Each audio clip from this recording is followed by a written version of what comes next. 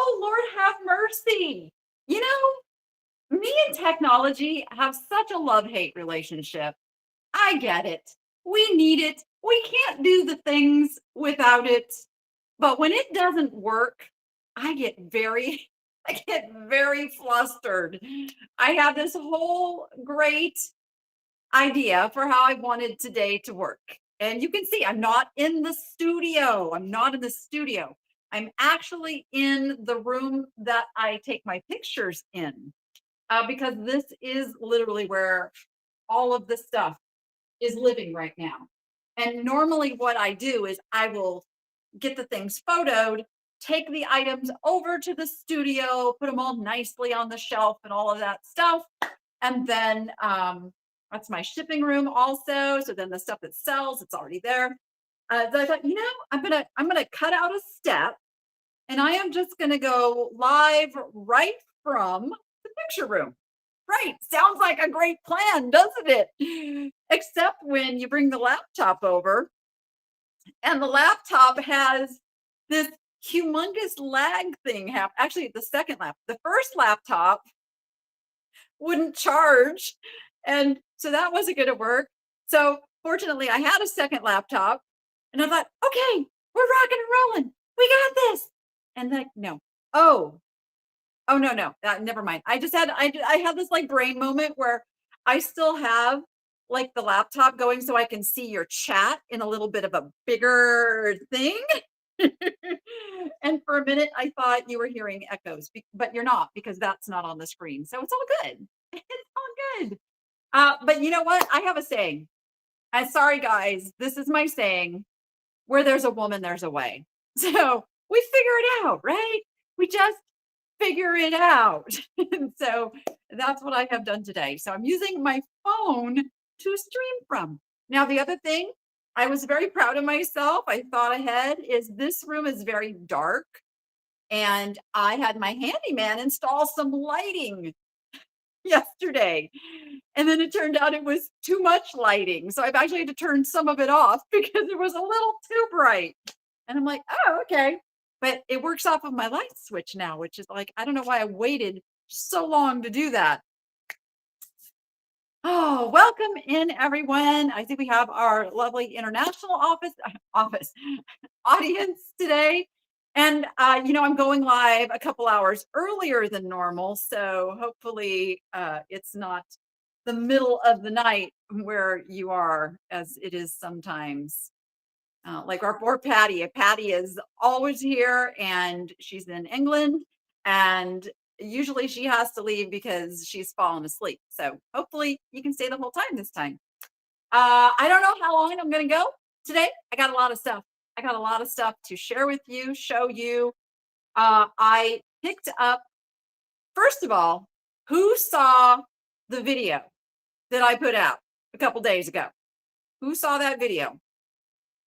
Because I participated in the online auction on Sunday. And that's why I was able to, in the video, tell you some of the things, just because I didn't know at the time I was shooting that video what I was going to end up with.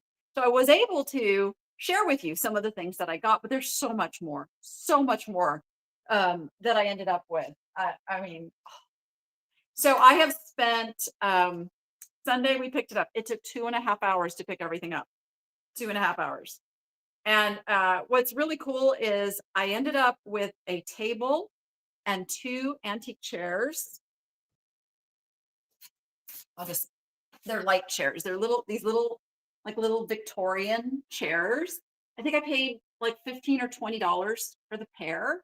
I don't know what I'm doing with them, but when the price is that good, you can't say no. Look at the workmanship, the carving. Like, these are fantastic. There's the bottoms. You can see, I love antique furniture. So I picked those up, which I had room for them in here. And I bought this little, I can't show it to you because I don't want to move. I don't want to mess with technology and move anything. But I got this really cute little antique 2-tiered table kind of a thing that is what I was setting up the laptop and everything on, which I'm still able to do. I'm still, you know what? I could pull it.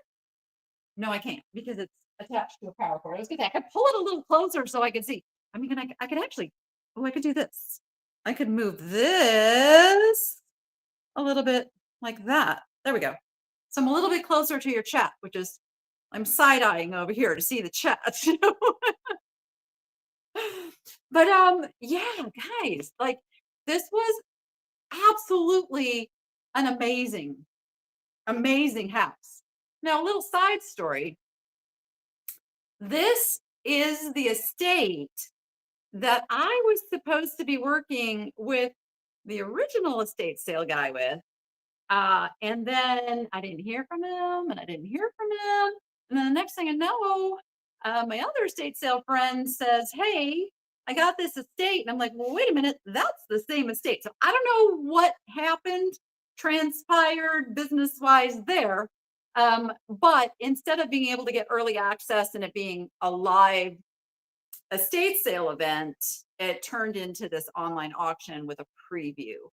Now, wait, you want to hear about the accidental paint? Oh, yes. I will share that. So there was a preview day at the house to where that's what you saw in the video.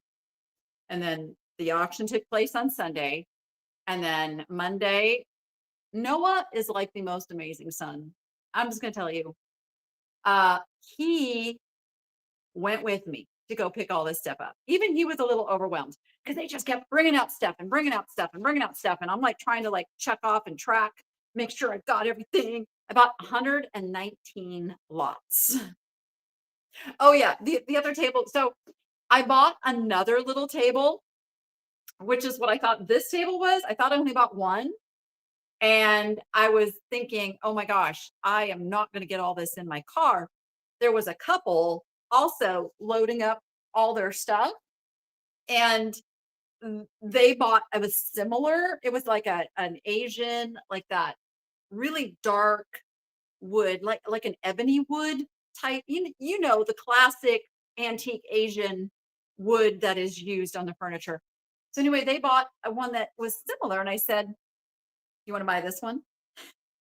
They're like, "How much?" And I looked at my sheet and I figured out how much I paid for it. And it ended up being like $50. I'm like, $50. They're like, "Done." Then I'm thinking like, "Oh, I'm home free." And then they brought out this other little table. I'm like, "Oh shoot, I could have kept that. I could have kept that table." But oh well, you do what you do. But I still ended up having the chairs, this little table, and this ginormous painting delivered. So here's what happens with an online auction. Yes, I went to the preview. Yes, I looked at everything, but you don't remember unless you've written down the lots that you really, really want. You don't remember everything. And the painting was not on my list of things I was going to purchase. But when the price is going so ridiculously low, and you're like, I'm lifetime looking things up. I'm researching as the auction is happening on things that I hadn't looked too closely at. And this painting was worth minimum $500. Minimum $500. And the bid was only at like 30. Nobody wanted this painting. And I'm like, what is going on here? Even if it needs a little repair or something, like it's still $100 painting. So Danny goes ahead and bids and wins this painting, thinking it's shippable size. What you saw in the video, it's huge. It's huge. So I had to have that delivered. I mean, oh my Lord. Oh my Lord. But anyway, so I have this really nice painting that I don't know what I'm going to do with because it is, I could put it on Cherish. I will probably put it on cherish.com. You've heard me talk about Cherish. Cherish is Chairish. Do not spell it wrong. Do not spell it like You cherish someone. Just don't do that. Don't. You will regret. Don't do it.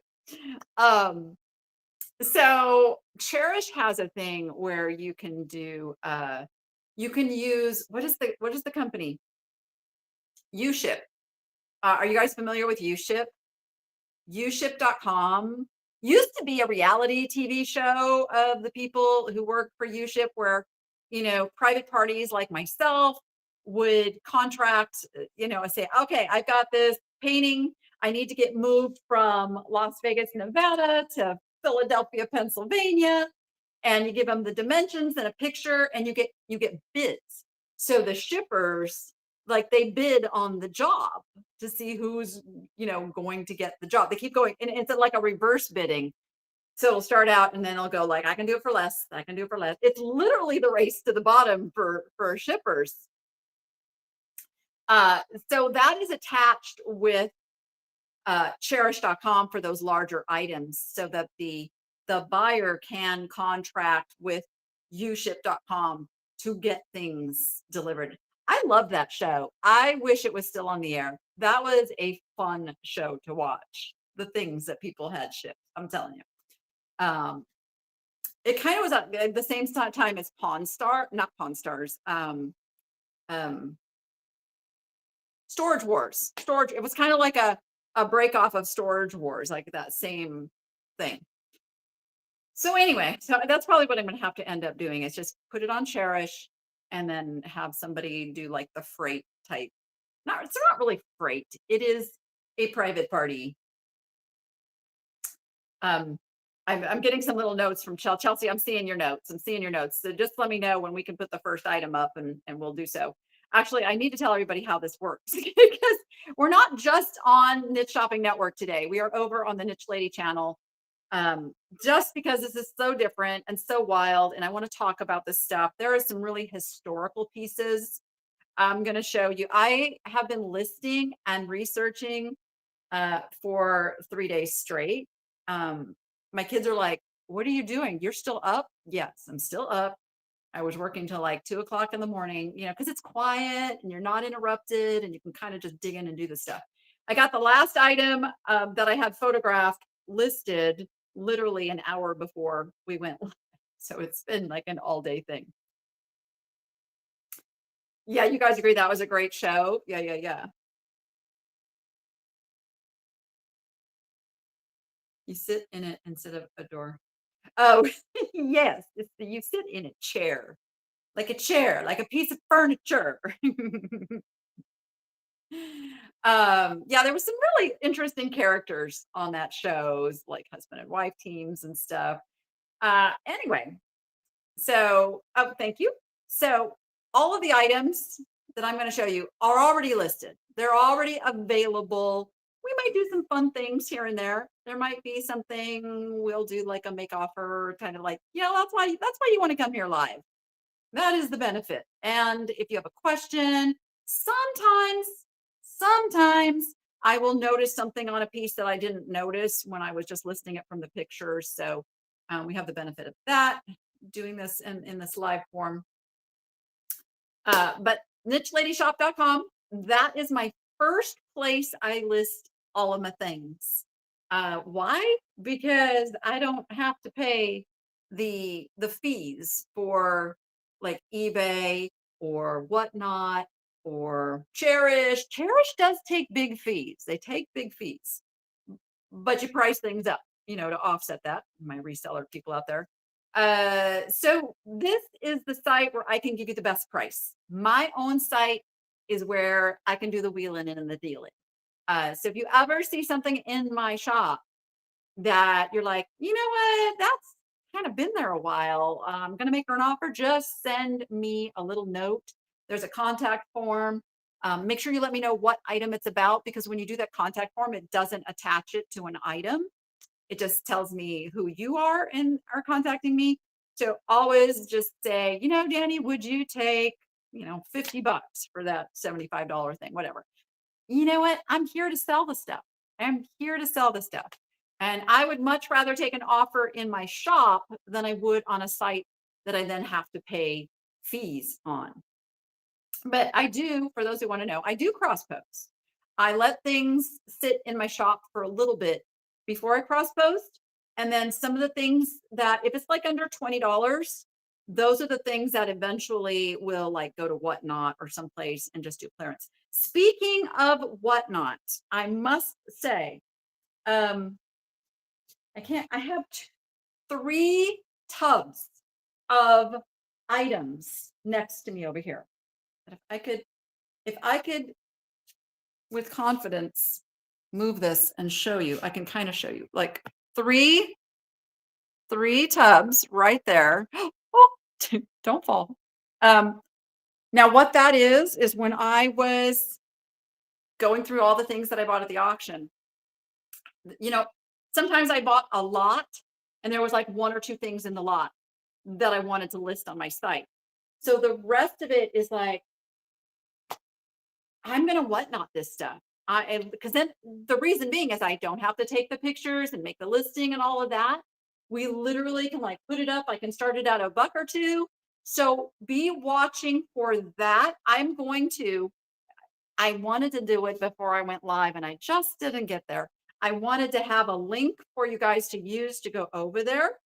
I am a Whatnot affiliate. So if you use the link, Whatnot gives me a little perk. So that's why I appreciate if you do come over to the sale, you use that link. It doesn't cost you anything, but they reward me for advertising my sale on my YouTube channel. So I am going to set up the Whatnot sale. I think I'm going to do it.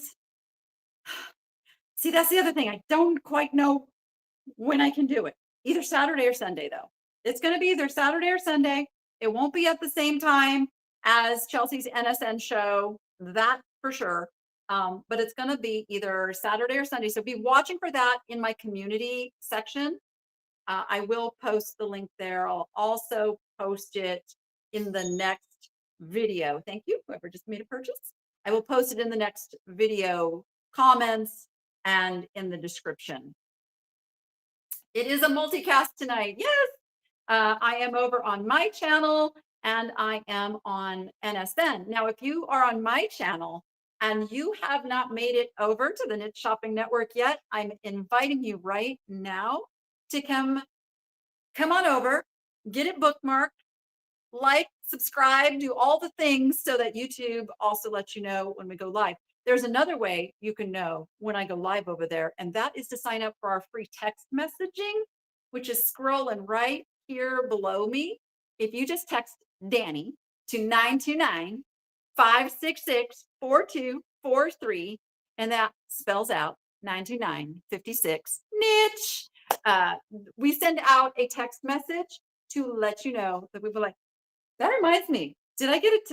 Did we send out a text message for the show? Now that I said that. Hey, Dawn, I see you in the chat. Could you go like send out a text message?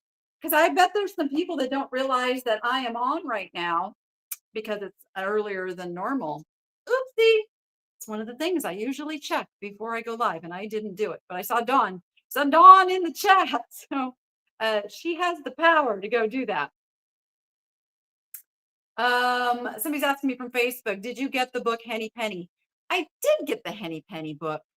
I literally paid what the book is worth.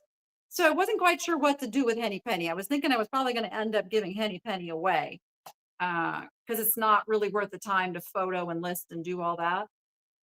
That was an emotional purchase. Sometimes I make those emotional purchases, as do we all. As do we all. Okay, I'm just checking the chat. For those of you who just getting here, I had a little faux pas when we got started in that the laptop where I was supposed to go live from was just like a laggy beast. And I'm having to use my phone instead. So we're making it work, but I have to read the chat over here. So I'm not like side-eyeing you guys. I'm actually reading chat. Okay, we will do a fun giveaway at the end. Each item purchased during this show is an entry into the giveaway. So you can stay totally anonymous And I have a lot of really fun stuff that I can add to an order for a giveaway. So uh, we're going to have fun with it. And if we have time toward the end, I will preview some of the things that will be in the whatnot sale coming up. Indeed, indeed. And what I can also do, everybody, if you want to know about that whatnot sale, if you just if you're already signed up for text messages, don't worry, you're going to get it. But it's also a way that I can send you a text message notification when I'm going live on whatnot. So thank you, Dawn. Thank you, thank you. Yeah, it should be coming any second. Any second, that text is going to go out now to let y'all know that I'm live. All right, I can't see what's selling right now. So if I show something and it's already sold, we're still going to like talk about it. We're still going to show it. Oh, what I didn't get listed yet. Oh my gosh, you guys.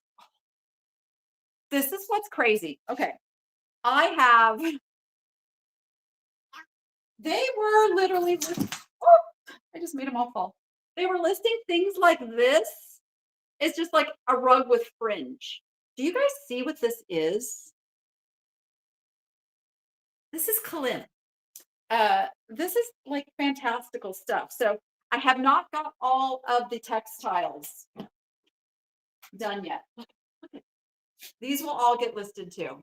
I mean, these are like, if you could feel the quality of this right now, this will be coming up.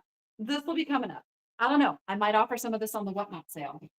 That's all coming up too. So I don't have the jewelry listed yet, and I don't have the textiles listed yet. I've got all of the pottery and the big stuff. I don't have all the half dolls listed yet. Like, there's still so much to do. So much to do. And they're doing another part 2 auction, and I'm dying. Because there's going to be a part 2. But Danny has to sell some stuff before she can buy any more. So that's why we're here today. Okay, what should I start with? I don't even know what to start with. Let's start with an incredible piece of Royal Haeger. Okay, this woman was an antique dealer. So that is why there's such an eclectic mix, but there was certain things that they themselves collected, one of which was Haeger pottery. The other was bookends. The other was barbershop stuff, which I didn't get any of that. That's not really my jam. What am I missing? Yeah, it was really like the pottery, lots of Art Deco. I got a few of the Art Deco things. Art Deco is so popular though. I had to battle. But what was your question, Roylene? I'm like, if you've just gotten here, the chat can let you know what's going on. I don't want to like look away from the screen too long to read, but somebody tell me what Roylene's question was, and I'm gonna watch for it. I'm gonna watch for it again. Yeah, it's kind of a thing today.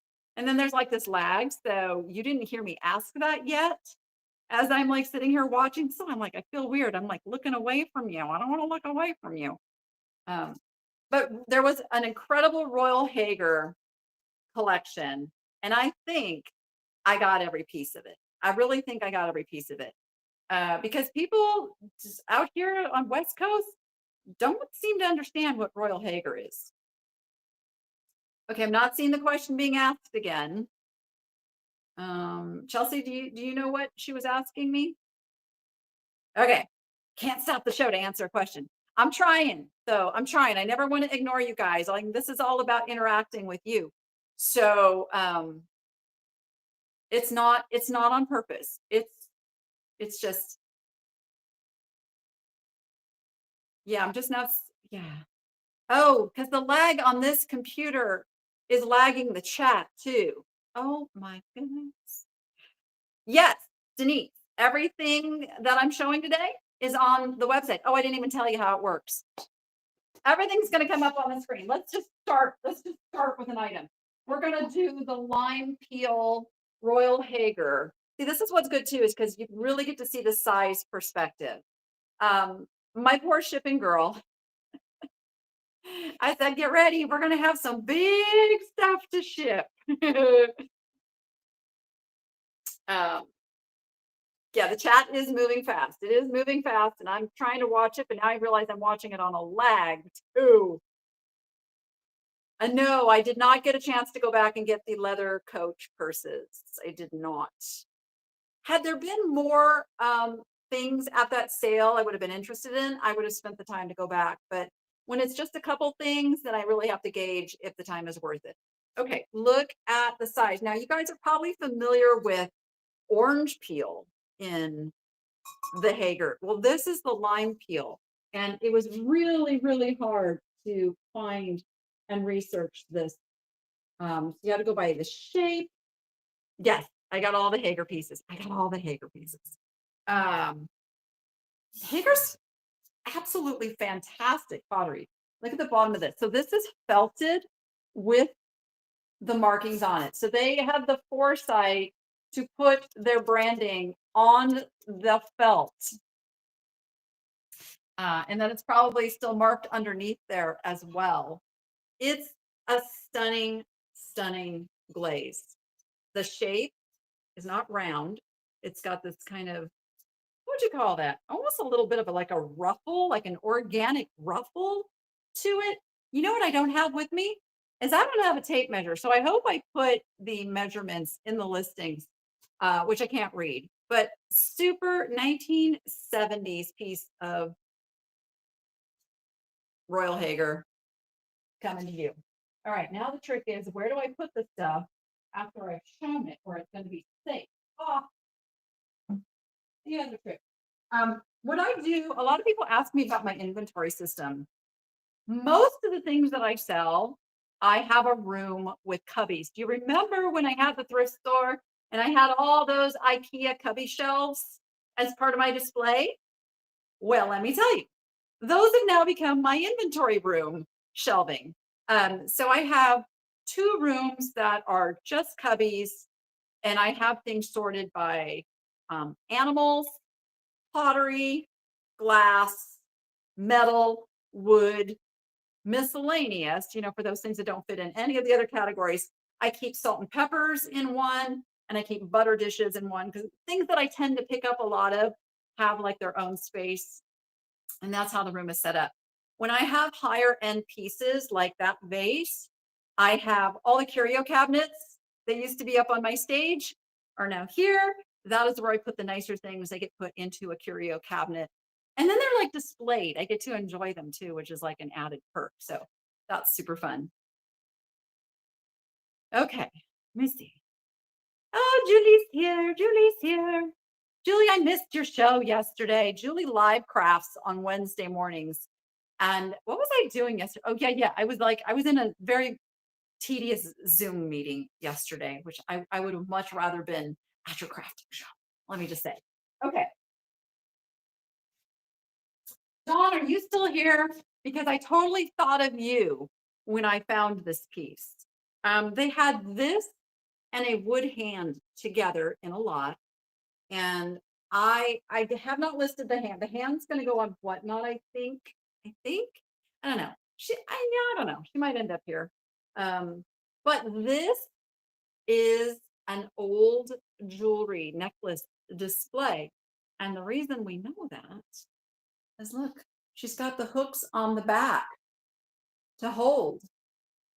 Oh, she had to leave. Okay, well, she'll have to watch it later.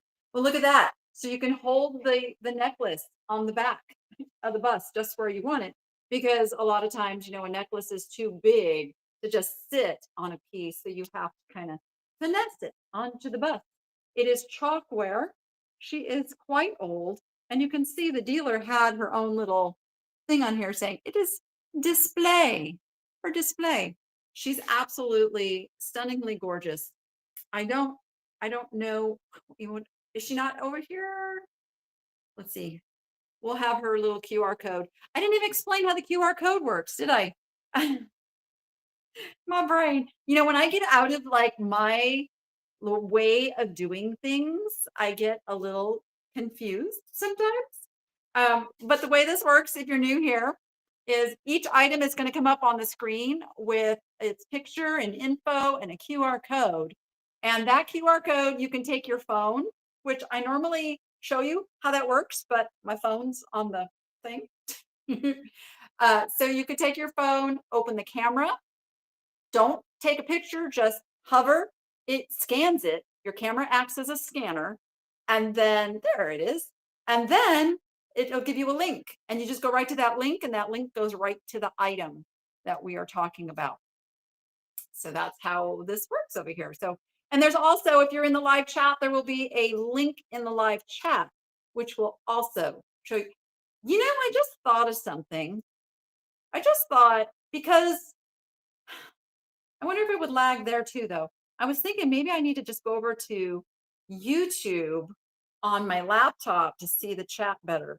But then I wouldn't get all the chats. So no, that wouldn't work either. Never mind. I'm just trying to problem solve because I'm seeing this serious lag in the chat over here on. Oh wait, it's not even. Is it? Stand by. Oh, I don't like this. I don't like this at all. I'm not trying to put anything on the screen. Okay, never mind. I should probably just not even mess with it because it's making it work worse. Anyway, she's gorgeous. She's there. She's an oldie. I'm going to say she's 60s, 70s, and she's chalkware, but she's in absolutely amazing condition. Amazing. The hand, I thought I had the hand fairly close by. I'm like looking for the hand to see if I can show it to you. No, it's in the tub. It's in the tub. You know what? I'll show it. I'll show it when we do the whatnot. We'll show it when we do the whatnot sale. Okay, I'm trying to get my little cart here empty. Here's another piece of beautiful Royal Haeger. Anybody know the name before we put it up? Anybody know the name of this glaze? It's a very, very well-known, popular Royal Haeger glaze. I think every collector has a piece with this glaze in their collection. Let's see if anybody knows what it is. I mean, it literally is named with what it looks like. That is your hint. It's so yummy, yummy, yummy, yummy glaze, especially if you like the earth tones, the earthy things. Yeah, Melissa, you kind of know. You kind of know. It is, we'll put it up here on the screen for you.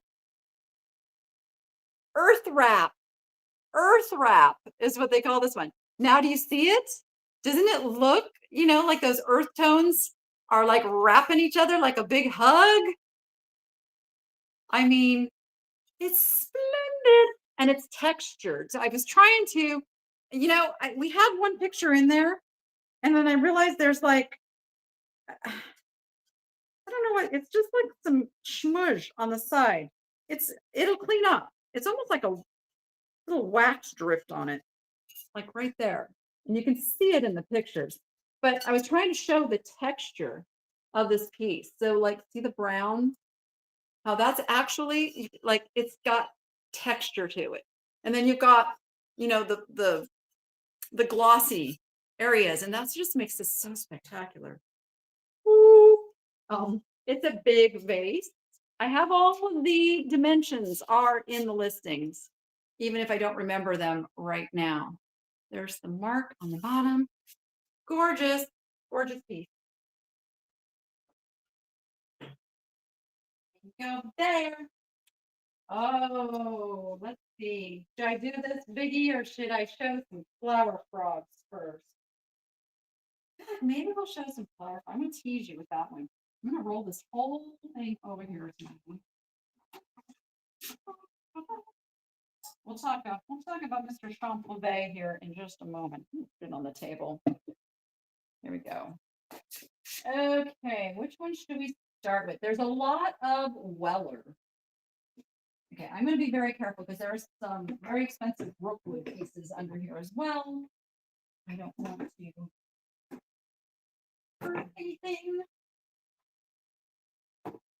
I'm getting It's gonna be a little tough on some of these to figure out which is which. So I'm gonna give Chelsea a run for her money. Chelsea, we're gonna start with a rose-colored Weller flower frog that looks like so.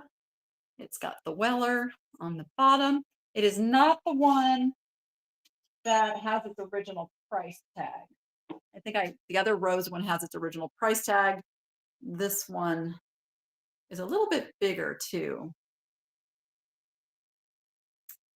Yeah, so this is what? 1, 2, 3, 4, 5, 6, 7, 8. It is an 8-hole flower frog. It is marked Weller on the back there. I know, sorry, Chelsea, this is going to be a challenge. Which, oh, it was, oh, gotta love our software. I pulled everything over, but it must have been trying to play games. So we never put that one up. That's okay. We're not going backwards. Onward, onward and upward, as they say. All right. We're going to try to find this rose-colored Weller. Actually, yeah. If you're not already signed up for Whatnot, that is the link to use. That is the one to use. They will give you $15 of credit to use over the next 30 days. Oh, we found it. There we go. Yeah. So this is the Weller rose-colored flower frog. But if you're already signed up for Whatnot, I am going to provide a link that I would love for you to use, because then I can sell things cheaper is what it amounts to. And they just give me a few percent, affiliate little payout if people use my link.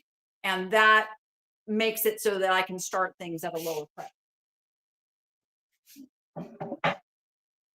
The other rose-colored one is so sweet because it's got its original little price tag on it from when someone originally bought it. Oh, and somebody already snagged this one. I don't know if you've noticed, but I love history like this. When literally somebody said it came from Westminster Abbey. It says Westminster Abbey, $2.50. There is a 72 written on it, and I don't know if that is the year that they purchased it at Westminster Abbey. But doesn't that make you wish for the times when you could buy things for $2.50 and when it maybe felt like what $10 feels like today? I'm just saying. Okay, let's go to the purple.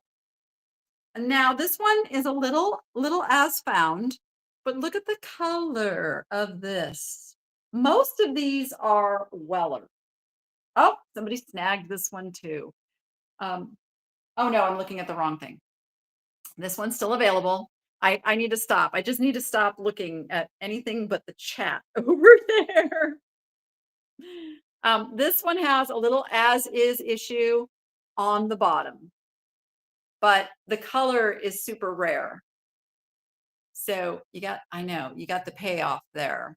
And if you're displaying it, you don't even see that. That was super cool piece.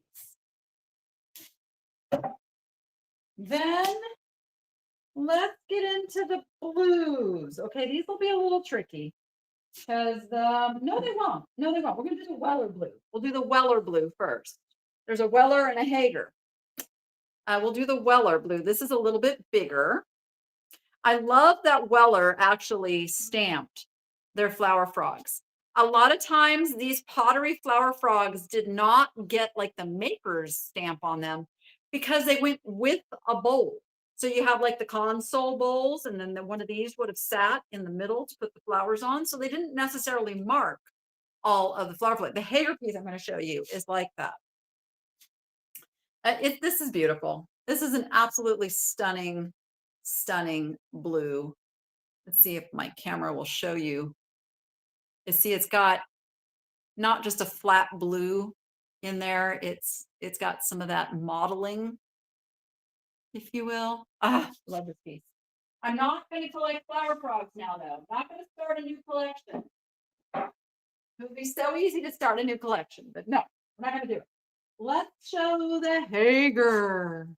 Okay, this has also got a little as found issue, but this is a blue and green flambe, if you will. It is made by Royal Haeger, and it is a large one.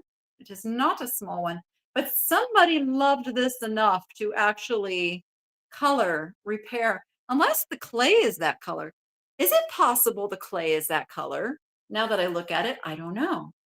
I thought somebody just colored it to do the repair, but it might be just the color of the clay. So it's got a couple chippies on the bottom, but it is a super cool blue and green.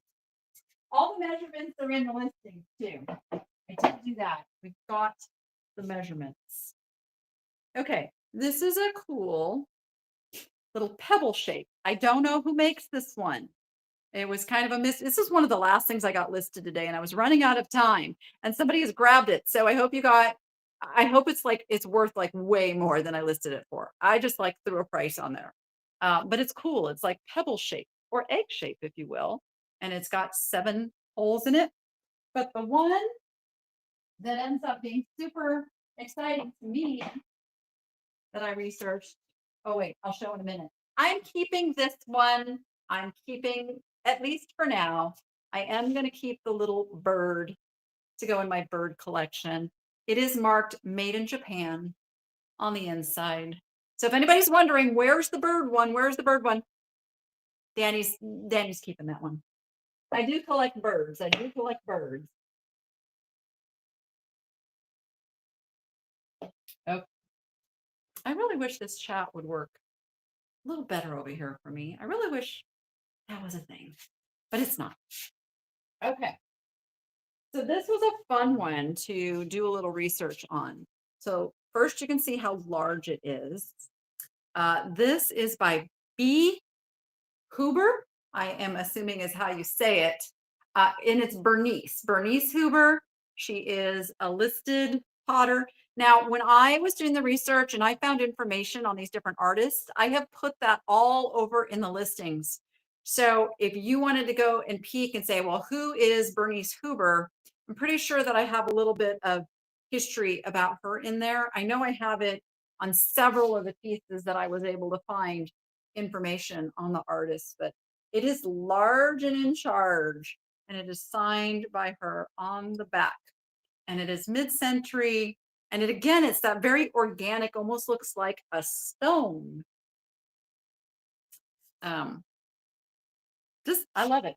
I know I don't even know what else to say. It's so cool. Okay, put you up here. Just have to remember to shift things around there. I'm gonna ask. I'm coming back to this baby. I promise. Let's see. What else do I have on here? Oh, speaking of good pottery, let's talk a little Rookwood, shall we? Now in the video, when I flipped these over, I was pretty sure that was a Rookwood. Do you ever like doubt yourself? Like you know something, but yet it's almost like too good to be true. So you're like, no, no. I was kind of doing that to myself because I knew the mark. I knew the mark was Rookwood, but I couldn't let my brain agree to it being Rookwood. I don't know why not, because this house was so amazing.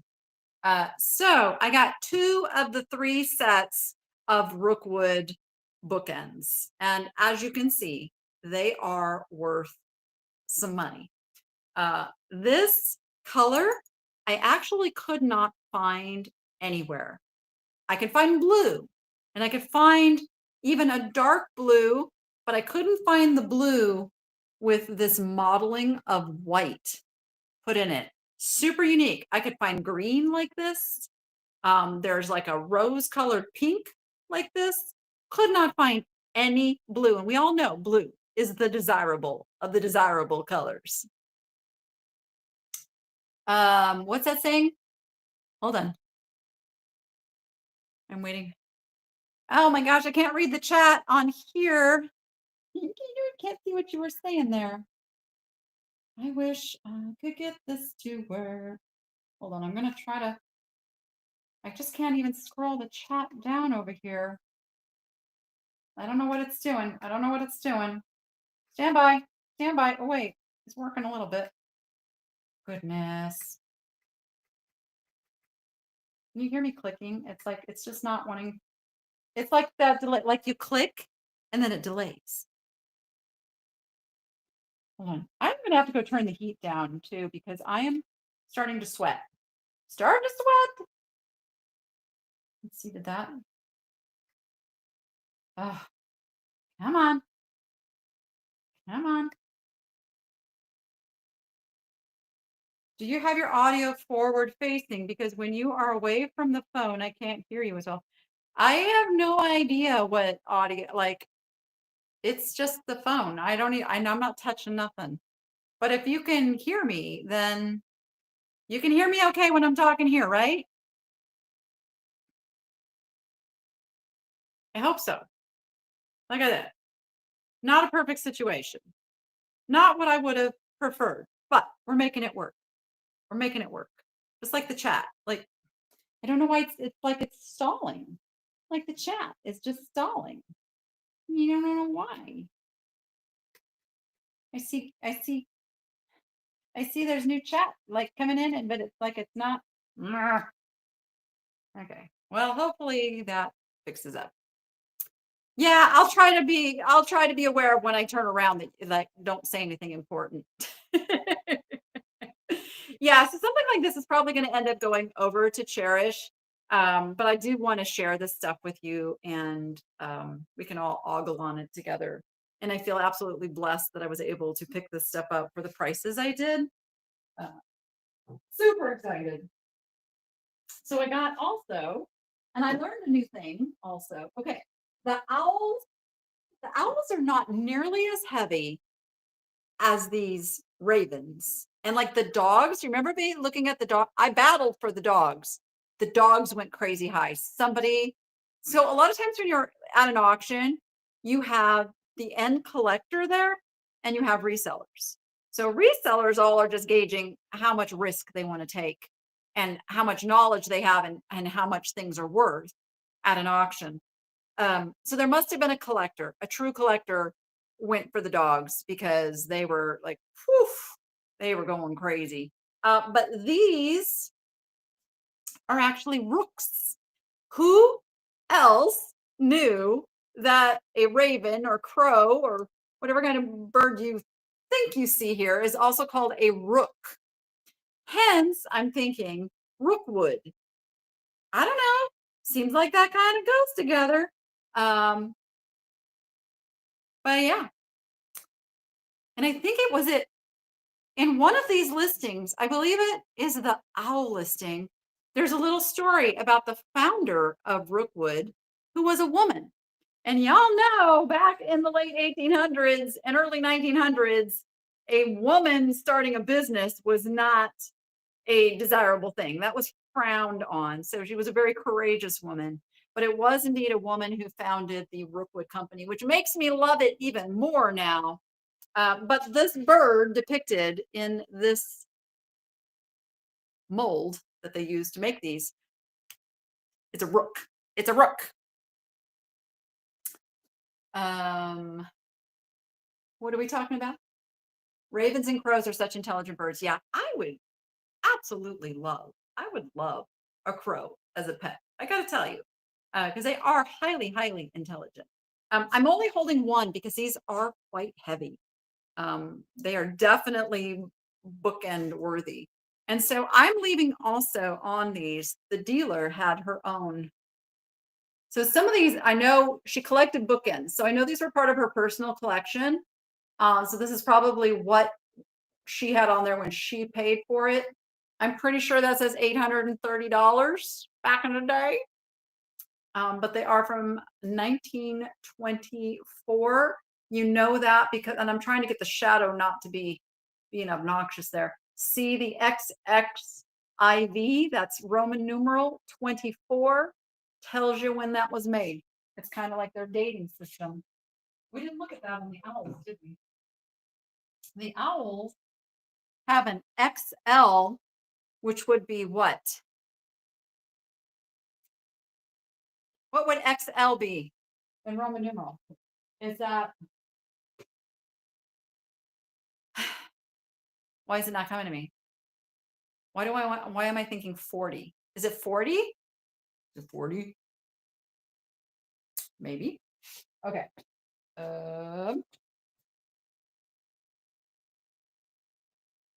Some of the stuff too, I'm like, after doing the pictures, like, I mean, doing the listings, I like, okay, I want to look at this a little closer and see if something was missed. Okay, it wasn't. It is 40. Okay, so 1940 on the owls, 1940 on the owls, 1924 on the crows. I was thinking, no, really, I was thinking, unfortunately, there's only one of these guys, but he still makes a really cool bookend slash just a cool bronze on your shelf. He is bronze, he is solid, he is old, and he is The Thinker by the artist Rodin. Rodin, almost sounds like rodent, Rodin. I'm probably saying it wrong. You guys are probably laughing at me because it's like there's some fancy schmancy way to say it where it doesn't sound like rodent. Anyway, it is a single The Thinker bookend. There is the bottom. The construction is very interesting on this with how that's put together. It's like one of the ways you know this is an older piece, as they do remake The Thinker still to this day. He's a very, very popular fella. And then there's some plays on the whole like where he's sitting kind of thing that we won't go into. Okay, who figured out why I had to put a cat up in the upper right hand corner of a certain scene in the video? Did you guys figure that out? I know. Rodin. Okay, that makes sense. I will honor him with saying it correctly. What are we talking about? Something about the tall earth wrap. What about it? If it's wanted, it can be purchased. It is over in the shop right now. Just got to go over there and snag it. Snag it. Well, I mean, not necessarily a nude because all animals are basically nude. Okay. It was a male and a female lion in a compromising pose. So we were giving them a little privacy, shall we say. And actually Noah's like, Mom, we got to cover that up. I'm like, really? Because it's just art. And no, Mom, you'll get in trouble. I'm like, okay, no, okay. So he covered that up for me. He chose the kitten, which when I saw his edit, I actually laughed out loud. I'm like, oh my gosh, that boy is so smart. Lions in the act. Okay, these, I'm telling you. Oh, I just noticed something on these that I didn't notice before. Okay, see, that's what I like. These bookends I could not find, and I spent 30 minutes on and there is a set. I'm not just holding one. There is a set of these beautiful bronze, very Art Deco, maybe transitioning into Art Nouveau, because it's go both ways. But what's very interesting is they are made in Israel, and I did not see that when I was making the listing. That might have made my research just a little bit easier, but there it is there. That is real turquoise used. It's like chips of turquoise compressed together. So it's not like just one piece of turquoise. It is kind of a conglomeration of turquoise pieces to give it that nice little texture. They are heavy. They are made very, very well. Felted on the bottom to protect your shelf. That was like a thing, man. Everything back in the day got the felt on the bottom, didn't it? But they're beautiful. Absolutely stunningly beautiful. Beautiful. Oh, I know. No, no. So Patty's saying that there is one owl bookend on eBay, I think for $500. I priced my set at $500. No, if I buy it right, I'm gonna pass it on right. So I did that on purpose. Because I don't want to hold on to the stuff. I want it to sell. And if I can make my profit margin that I need to stay in business, then I'm perfectly happy passing on the deals to you guys. Don't mind it at all. To hold the vase until she's done. I have no way to hold that vase. I mean, there's nothing I can do. I don't even have the capability to be on my computer right now. Maybe she could pull over real quick and go snag it. Just go, just go bip over to the side, snag, and then keep driving. Okay, this was another favorite purchase, and I loved. This is a tough one because, okay, who can relate? You get something, you start researching, and you realize that you would love to own pieces from this artist. I am going to sell this though, because I just have no room for more things. But this is an old Patagonia pottery vase. And now I have the whole story of, oh, and somebody snagged it. I got the whole story of Patagonia pottery in that listing. If you want to go take a peek, everyone is hand done. Look at the workmanship and the detail. And this is a glossy glaze on a matte finish. Then you've got the accented blue and blue interior. And they do a lot of these flowers. I saw one that was a hummingbird. Oh, be still my heart. A sunflower. It was like spectacular.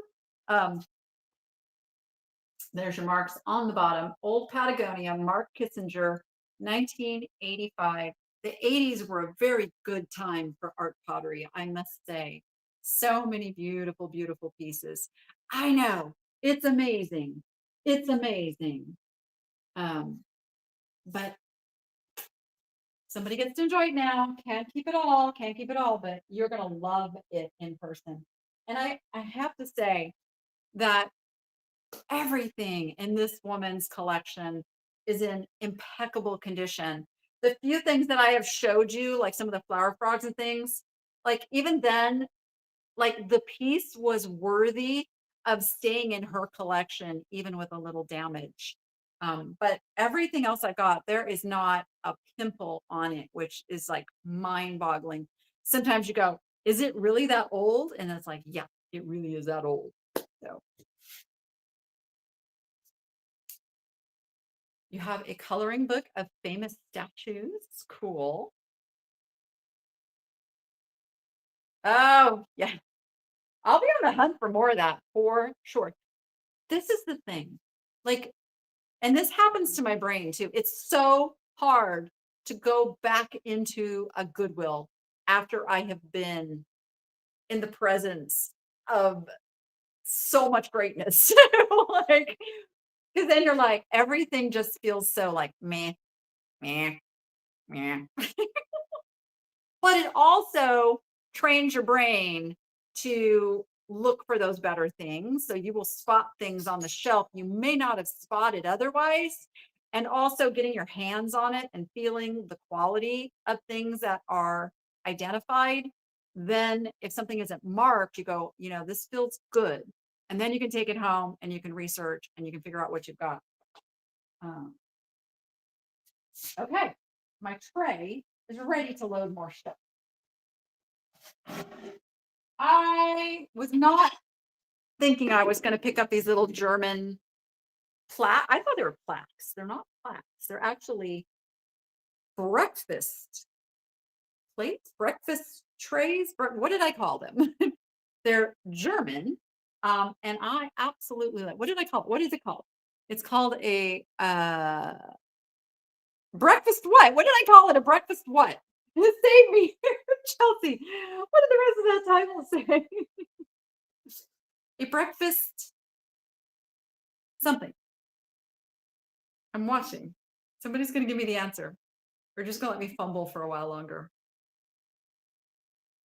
A breakfast.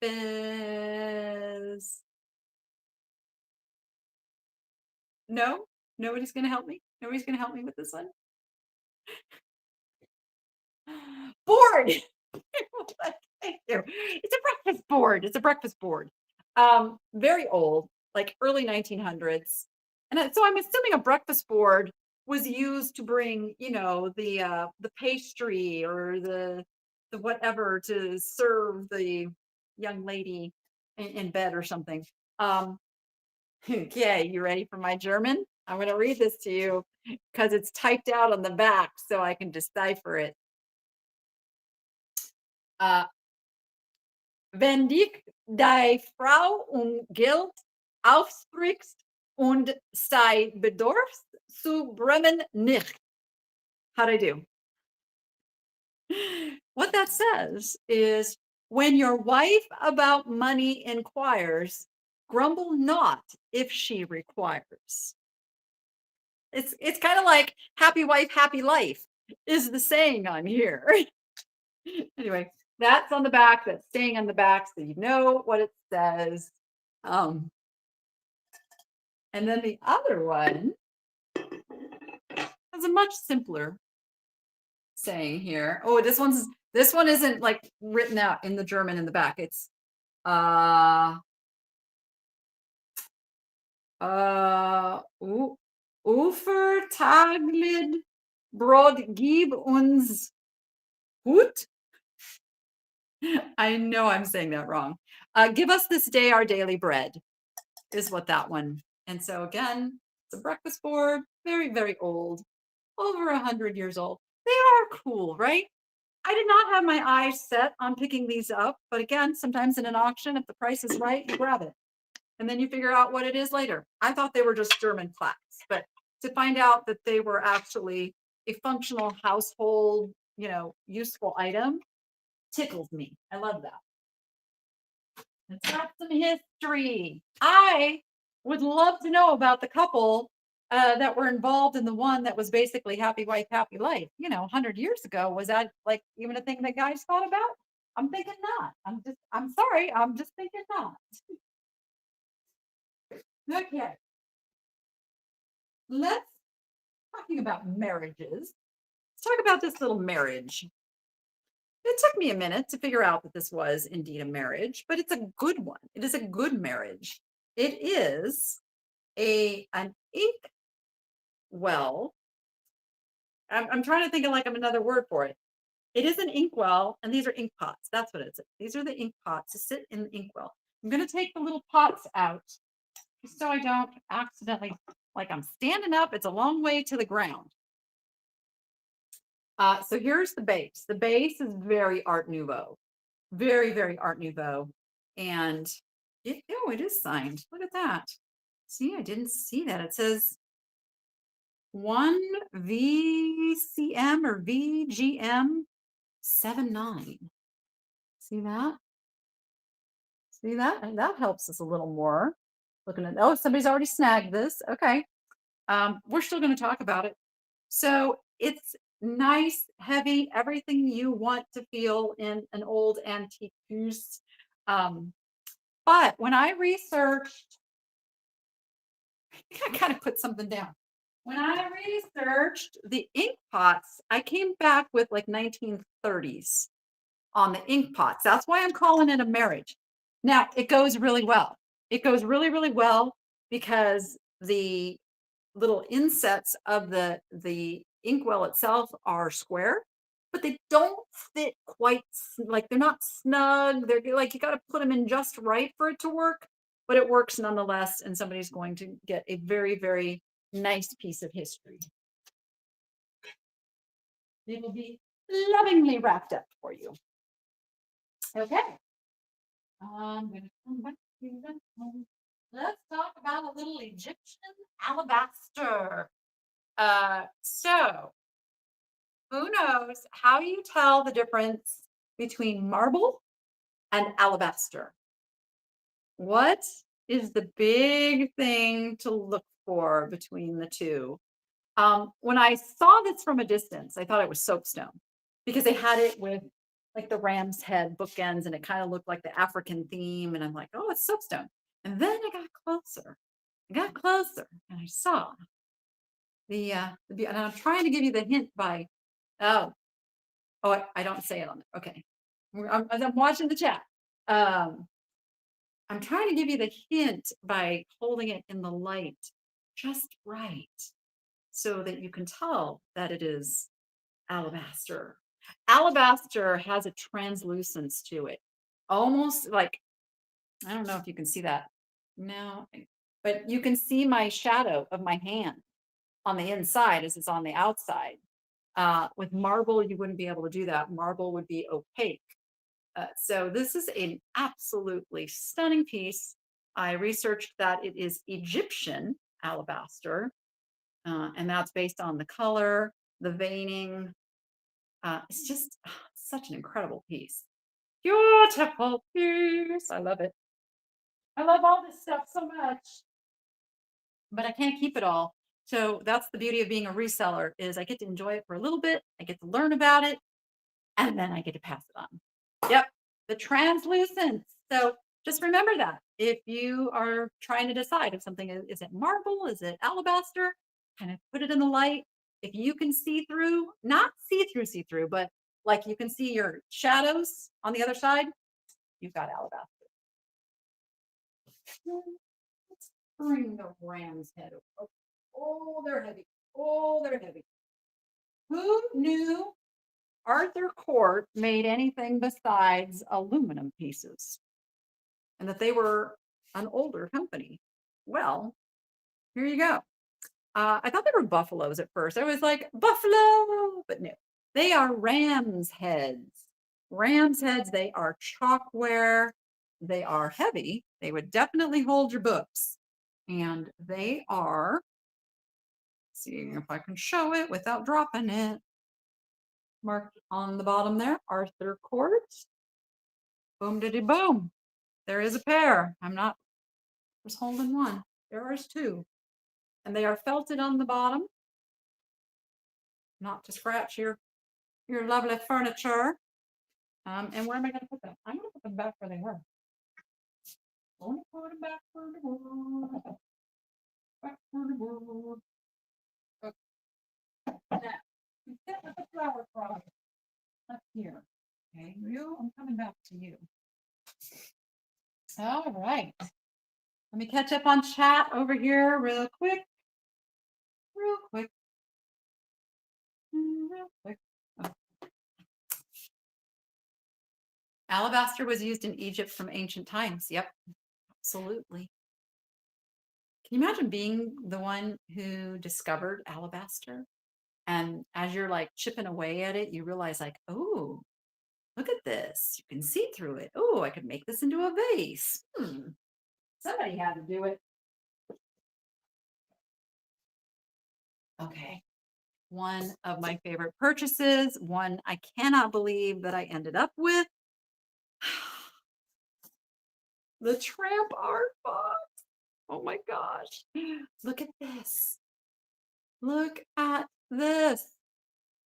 Is this not amazing? And again, you guys are probably gonna tell me like I priced this lower than anything you can find out there. But that's okay because I bought it for a really good price and I want to get it into a home where it can get loved and appreciated. Oh yes, and this dealer, anytime she had some information, she would include it. Look at this. She's got an old newspaper clipping that shows this box or one very, very close to it. Tramp art jewelry box. It was at the Hadley Antique Center in Hadley, Massachusetts. There's no date on this paper, but you can tell it's an old piece of paper.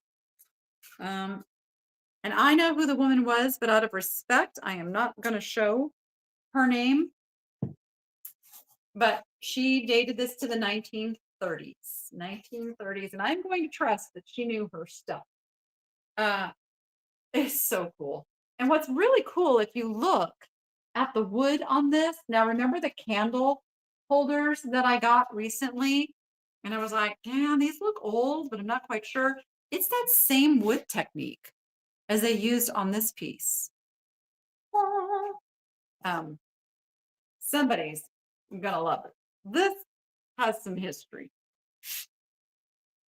I'm gonna put it nicely right there. I'm trying to stay in a wee bit of an order so I don't get confused. I know, oh, this is when you can't hear me. It's good, huh? I am going to show you something. I don't have these listed yet. This is a teaser because I definitely want to keep one or two of these because I love them so much. I'm keeping this one. I'm keeping this one. They are earrings holders. So there's a bird. There's, what are you? Oh, you're a little Cupid with feathers. A little fairy with wings. Aren't these great? Another Cupid. I will get these listed. I will get these listed. Oh, she's another one of the fairies. And then another Cupid. So I definitely want to get these up. They're great for Valentine's Day, but I am keeping the bird. I'm going to use it for taking pictures of my earrings, is what I'm going to do. But I couldn't resist those. I couldn't like those. I know. They're so cool. They're so cool. And I had to get them on my list. Okay, this piece took a little bit of digging to really figure out what it was. And it is a wine, what did I call it? A wine what? A wine, not a jug. Jug is what I originally searched. And you can call it a jug, but that's not. It's a wine something. I'm waiting. What did I call it? Why does it why does it keep cutting off? Somebody help me. What did I call it? A wine what? This is so bad. It's big. It's very, very big. This one will be fun to ship. There is a small spout there. Yes, it could be for water or wine. Chelsea, where are you? I have a little private chat window over here that she can feed me info, but that's probably lagging. She's probably already typed it in and it's just not coming up because that computer is just being ridiculously wonky. Okay, somebody help me. What did I call it? I called it a wine something in the listing. Did I call it a jug? Maybe I called it a jug. I did find a wine pot. Okay, a wine pot. There we go. I found one that there was like some silk cord that originally ran through, probably just to carry it. It's a super big, heavy piece. As you can see, this one is not as old as that one that I found. And I know that because this one is marked with the made in China like this, as opposed to just a single stamp like that one had. Yeah, but it's big. I wanted you to see, like, it's a big one. That's going to be fun to ship. Oh, Lord have mercy, what I didn't do. Okay, help me out, folks. If you buy a large item, don't put multiple things in your cart. I forgot to make it so some of these things ship alone. But you don't want anything else shipping with this, trust me. So if you buy a big piece for me today and you see something else you want, just do it on a separate purchase so I can ship it separately. Please, pretty please. I totally meant to do that.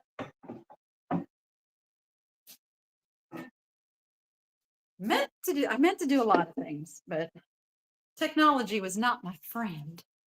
It's not my friend. I am going to need to go turn the heat down. It's really warm in here. Remember me talking about these? I saw them on the table. I always love them. I don't know what it is. There's just something so, I can't even think of the word. Like raw is the word that comes to mind, but it's not, raw is not the right word. Just like, it's antique glass when you see it. It's Bristol glass. And I did pick these up because there is a matching pair, which you don't find very often. And it's a matching pair that's in really good condition still. Because a lot of times this was not high-end glass of the day, which all the more reason that it survives and gets to this point in its life. It is all hand painted, enameled. You can feel the paint as you put your hands across it. So it's all hand painted and hand painted to match. There is the bottom. They are hand blown. I don't know why that's got a 26 on it. Does this one have a 26? Must be like, yeah, so it must just have been their way of determining like the shape or something, but matching pair, absolutely gorgeous.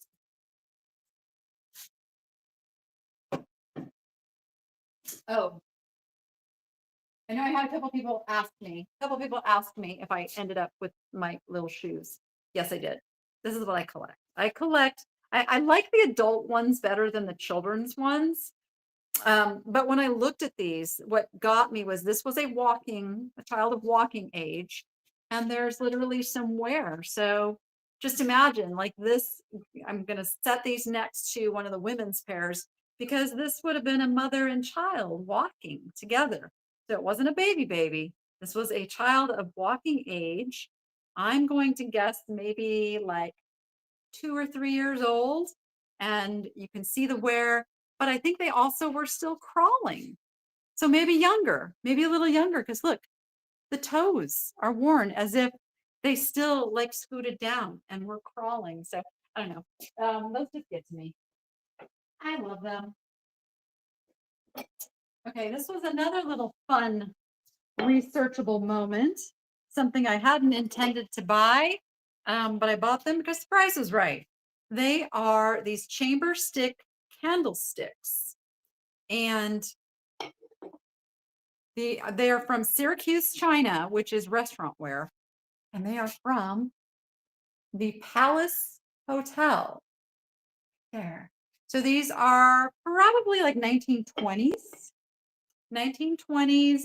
Can you imagine going to a hotel where you needed to use a candle to get around your room at night? Like, how cool is that? And then you think, oh, this was kind of like it was kind of a bougie hotel. So who might have used these candlesticks? You see where the mind goes, but cool piece of history. Syracuse, China. Usually a restaurant wear piece, meaning it's heavier, a little bit more industrial, can stand a little bit more abuse than like a fine china. But I love it because of the history. What are those flowers? What flowers? The lamp? That lamp up there? Now you're getting to see my little stash on top. Kind of where I like stash stuff that I haven't figured out what I'm doing with yet. It's a lamp. If you're talking about this, it's a lamp. This is another piece I ended up with. I probably shouldn't have. I didn't get the greatest of price on this, but again, it pulled at me because of some things I'm going to show you. It is a match holder. And I think what it is one side is for the unburned matches and the other side is for the burnt matches. I don't know. Correct me if I'm wrong. But this is a super old turn of the century piece. Look how it is held together on the back. See the wing?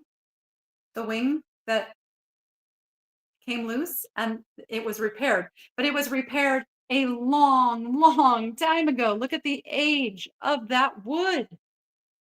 Like what? So yeah, I couldn't leave it. Couldn't leave it. But I I paid too much. I paid too much for this guy, but I just thought he was cool. And somebody else will think he's cool. Sometimes the repairers are like the value because history, you know. History. Okay. This girl, she kind of fooled me. She fooled me a little bit. Now I collect dolls, and I can show you the dolls. I bought that lot of 5 dolls, but there was 2. There was only 2 in there that I wanted.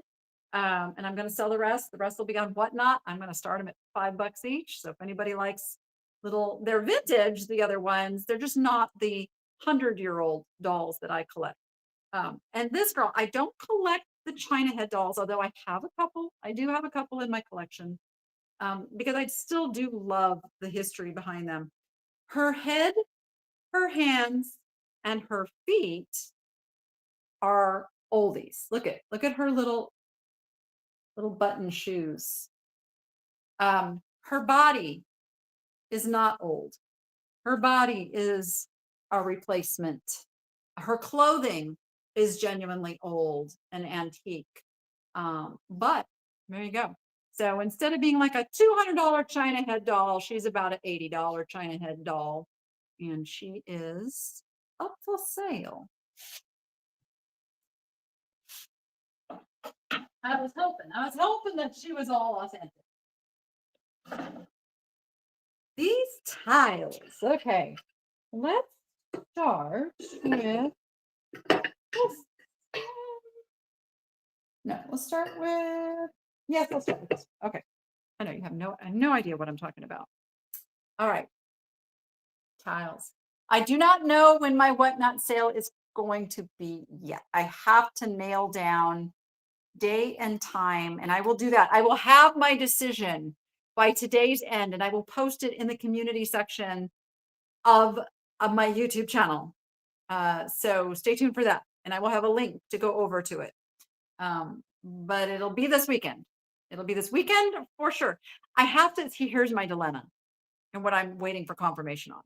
With whatnot, I have to get things out within 2 days of the sale. So I have to coordinate with the girl who helps me with shipping just to make sure that we can get things out. Now, she is working tomorrow morning to get all of today's purchases. And if you purchased anything in the last couple days, since I think I shipped everything that was purchased through Tuesday. So Wednesday, Thursday purchases get sent out tomorrow morning.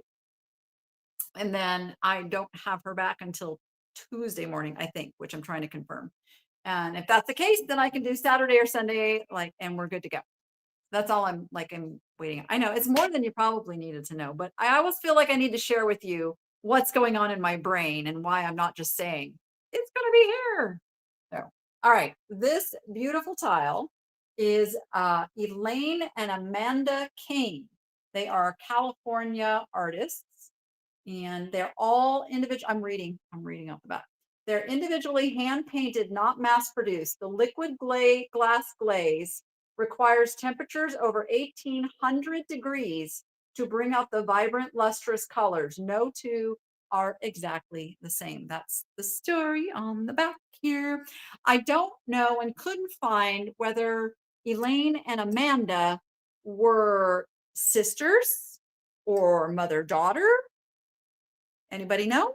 Or, I mean, they both have the same last name, so they're related in some way. But so we're starting with this one, which is just kind of a geometric pattern. And then we're going to show this one, which has this beautiful pelican. And somebody has snagged this one. It's absolutely stunning. And what's really cool is they lived, or at least were there businesses in La Habra Heights? Because I'm thinking there wasn't businesses in La Habra Heights. That is like homes in La Habra Heights, but maybe they had a little shop. But I know where this is. This is where I grew up when I did real estate. This was my territory. So I don't know. That may not excite you as much as it excites me, but I'm like, wow, that's so cool. Anyway, this one is definitely Elaine, and it is signed by her on the back. And it comes with their original business card on there as well. And then my favorite are the whales. The whales. Now, this is interesting because the card, and I probably should change the title on this one. The card is Elaine Kane's card, but it's been signed by Amanda, and Elaine's been scratched out. So I actually need to correct that on this one. So this one was done by Amanda. Look how beautiful that is. And there was one with a turtle on it, which I am keeping. I'm only trying to add really high-end things to my turtle collection now. In fact, where is he? Where is he? Ah, he's here somewhere. I put him someplace safe. I got the Lily. I got the Lily turtle, and I swear to you, I was going to show him to you. Okay, well, he's hiding. He's hiding. I will. I promise. I'll show him to you. If I can find him, I'll show him to you. Sorry, I shouldn't do that. Okay. Oh, we have paperage inside this one too. Come out, come out. Let me see who you are. Okay, American collectibles made with pride in USA. It's identified now. Oh my goodness, I could not find. Oh my gosh, I really just needed to read the paper.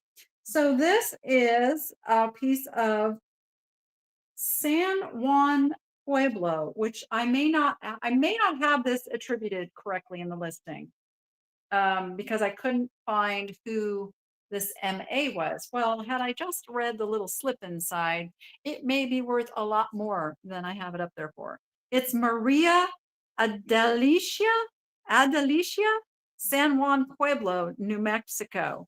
So if you look that up and it's worth a lot more than 50 bucks, snag it. I'm good with that.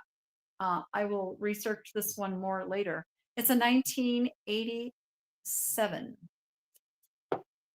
So cool. Sometimes my little photographer does not get all of the things to help me.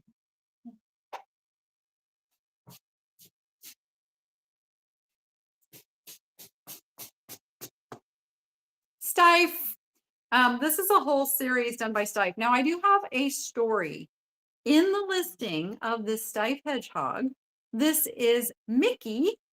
Oh, Mickey, you're so fine. You're so fine. You're so my mind. Hey, Mickey. Oh, sorry.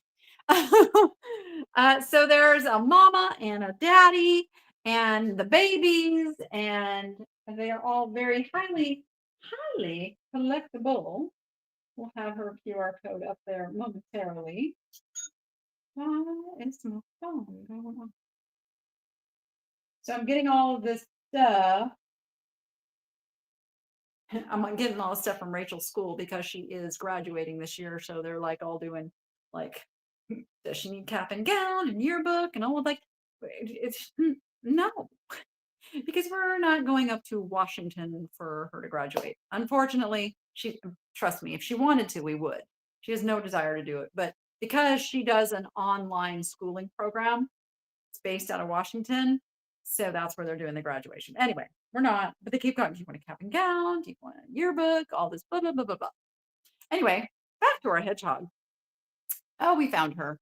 So Mickey is one of the family of the Stife hedgehogs. She has her little button tag and she's got her little tag. She is in amazing condition. And there she is, just waiting for her new home. Okay. Here, you can sit in the Patagonia pottery for now. How about that? Save some room. So this is the other thing that the woman collected. She collected hats. I did not buy any hats, but I did get some of the hat holders. This was just with a whole bunch of stuff, and oh, it's worth a lot more. Okay, well, oh, somebody grab this. Well, if nobody has snagged it, may I ask Chelsea, just can you go put that in draft mode and let me do a little bit more homework and make an accurate listing for it? Pretty please. Um, so this was used to hold one of her antique hats, and I just thought it was so cool. But I got a bunch of other stuff in the lot with this, which is going to be in my upcoming whatnot sale. So let me put this someplace. Since you're already sold, I'm gonna put you right here with a couple other sold things.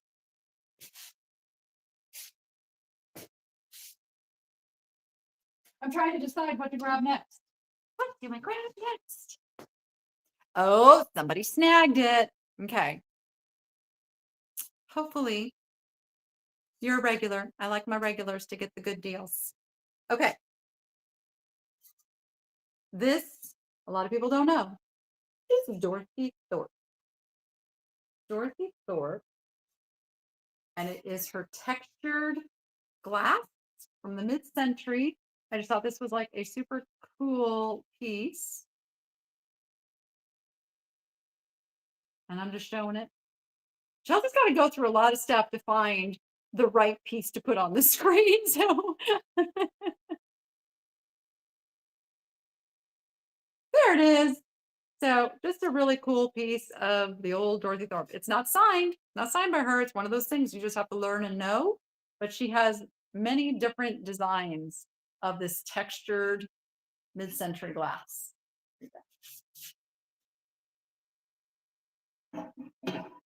Okay. All right. Let's go back to some Haeger. Some Royal Haeger. There we go. This piece I could not come up with the exact name of the glaze. I did find many in the shape. The shape is the R 1946. I don't know if that's maybe just the year, but I did find some with the kind of this trefoil shape or maybe like amoeba shape. It's a really cool piece. Yes. And I know Haeger had names for all of these different glazes. Um, but unfortunately, I could not figure it out. So I just had to go by the others of the same shape and then kind of land somewhere in between the highs and the lows and knowing that I couldn't find this exact glaze anywhere, which makes it a little more rare too. So there you go. Haeger on that one.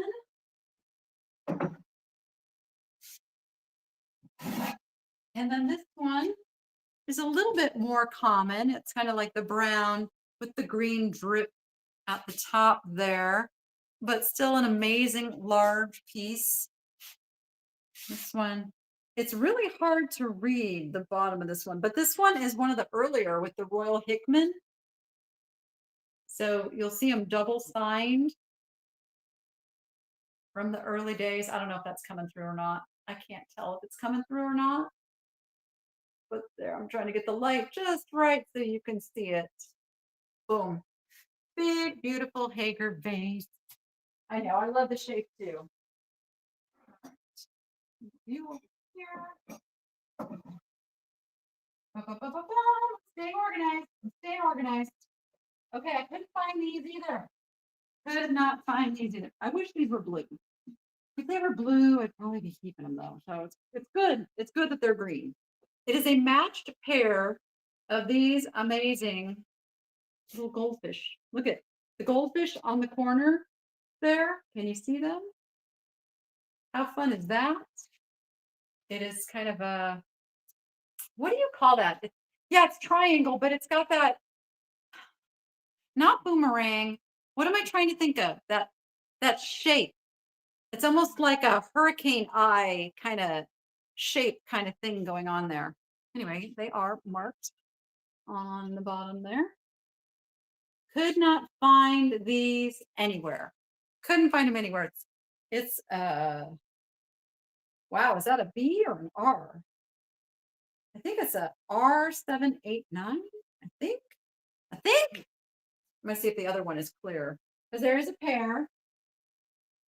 Absolutely matching in every way. The amazing little goldfish. Let's see. Still can't say. I think it's an R789 is what that bottom reads, but it's very, very hard to read. Because a lot of times you can research by that number and you may not find the same color, but you'll find the same piece like in a brown or an amber or a blue or something else. And then that helps you with your identification a little bit. But these are great. And to have a matched pair, that's what's really great. Because a lot of times, this stuff over time, if somebody originally had the matched pair, one of them gets broken. And then you still have a lovely vase, but the value is in having that pair of them staying intact. I have like the ultimate of Royal Haeger pieces I'm going to show you at the end that Not only do I have the two pieces that go together, but separately in the sale, they have the third piece that went with the set and didn't even know it went together. And I got them both. And I got them both by accident because I didn't know at first they went together. I just bought it because paperweight comes in its original box. Uh-oh, that is my daughter. Sorry guys, when my daughter texts me, I always jump and see what's going on because it's usually animal related. Oh, see, okay. So, and I told you we are nursing back to health one of our tortoises, and she's getting him to drink. So she wanted to show me that he's taking a nice drink. So he's very sleepy, and we can't let him sleep. So we have to give him a warm soak every day. Brings his body temperature up, and sometimes he'll dive his head into the water and drink. So we track when he drinks, and we're getting him to eat very minimally, which is bad because he's already skinny and he's just not eating. And it's, I don't want to have to put a feeding tube in him, but ultimately, if we can't get him to eat, that's what he'll have to have. Anyway, back to the paperweight in its original box, which the picture I'm realizing was taken with the box in a weird direction. But it is a Millefiori. It is made in Scotland. And it's got its original sticker on the back there. You can see it's a Strathern, I think is how you say it. Strathern. Beautiful. And it's beautiful that it is in its original display box. You can see all nice and safe. Okay. We have more Royal Haeger. Now these pieces match, but not exactly. They're like, they're almost match. Look at these gorgeous pieces though. Oh my gosh. The texture, it's like they dripped the texture down. And I'm going to put that down and show you just one. And there's what the shape looks like. Again, it's a matched pair. It's got the Royal Haeger signature on the bottom, but I don't know if that's coming through where you can see. I got a weird shadow. Why do I have a weird shadow right there? Don't want a weird shadow. I guess maybe if I turn that other light on, maybe I wouldn't have that weird shadow. I might try that. But see the texture? Look how cool that is. It's that mixed on the glossy glaze with like the matte texture that gave such a nice look to these pieces. And you're going to get the pair. Get the pair. All right. Oh, let's take a breather for just a moment. We've been going at this a while. I'm not used to standing the whole time. So I just need to do a like little, everybody get up and stretch. Deep breath in and out. Who's been to those like things where they make you do that? Like I've been to a few in my day. How about a little Art Nouveau action here? Very, very Art Nouveau. Again, it's a bronze. It's got the twin maidens facing each other and it's double-sided. It is a letter holder. They also made bookends that match this. She did not have the bookend. The seventh inning stretch. Yes, exactly. But how gorgeous is that? How gorgeous is that? I love 100-year-old stuff. I just really do. There's your markings on the bottom. Doesn't really tell us much, but we know it's Judd art. I know that because there was several of these listed, and all of them spectacular. Look at like the hair connecting. I mean, just so cool.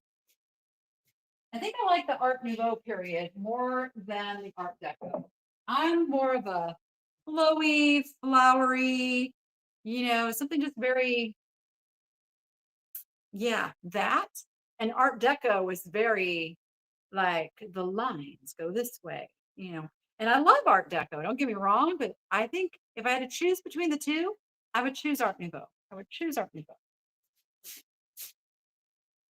What show? Oh, let's show some pillows. There's some great pillows. Okay, this one is by a company named Riddle and Cockerell, as it says right there on the little tag. Little research will show you these are like $50 pillows. Uh, it's pansies, and it says best friends forever. It is an oldie. It is a dry clean only. And you know what? I priced it thinking that there was some spots, some fading on the back, but it wasn't. It was just the light. It's absolutely perfect. There's nothing wrong with it at all. So somebody can snag that for a discount. The estate sale was your favorite ever? Oh, that's awesome. No worries. We're here. We're still here. The dentist. Oh, that's such a bad word. I don't like dentists. No offense to any dentists out there. I just don't like dentists. I've had a extremely bad dentist experience that I haven't been back since. It terrifies me. And I'm opening this up because I felt something on the inside. Oh wow. Her original paperwork from this pillow. I'm going to show it to you in a second. 100% wool, needlepoint, 100% cotton velvet backing, dry clean only, pure wool, embroidered on design exclusive of ornamentation, embroidered on 100% cotton canvas, dry clean only. Look at that. Look at this old little tag. How fun is that? Okay, and I'll show you the pillow. I'll show you the pillow that it's on. Little kitty cat pillow with a brown velvet back, and it still has like she kept the original tag on it. It is so cool. 14 by 14 is what it says. And then when I unzipped it, I found the original little pillow insert has a tag. Under penalty of law, this tag is not to be removed except by the consumer. All new material. I was looking for a year. There's no year. Made by C&F Enterprises in Newport News, Virginia. Filled and finished in USA. All right, well, that's cool. And it's a kitty cat. How much better does it get than that? There's that guy. And then these two are also the wool, and I'm selling these two together because they just go together. It's the fish that's been caught on the hook, and then it is the little fishing basket and the fishing pole. And again, they both have original little tags on them, and they are blue velvet back. I know they are great. Great.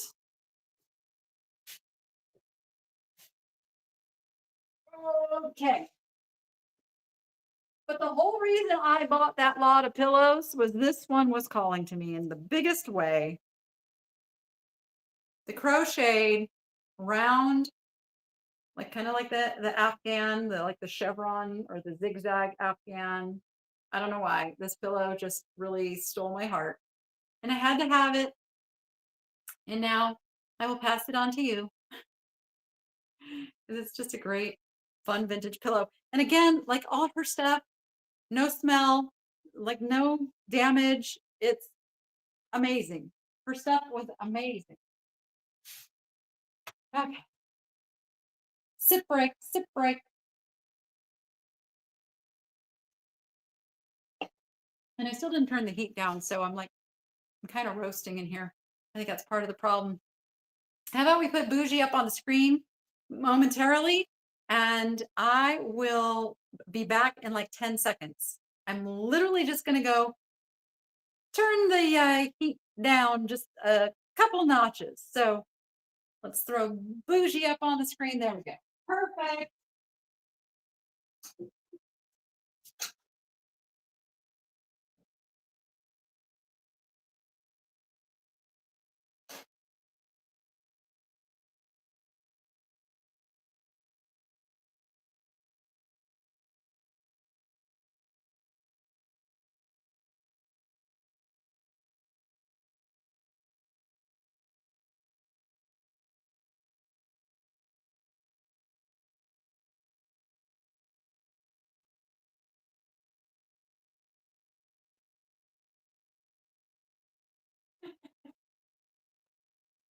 Okay, it would have been a lot faster if I hadn't had my modem like strung out in the middle of the room so that it was like literally like line of sight. I had to kind of do the limbo over that, but we're good now. Heat off. Okay. Oh, that's so cute. I love that you did that. I'm going to take this moment to say hi to everyone I may have missed. Love it. Love it, love it, love it. Okay. These guys.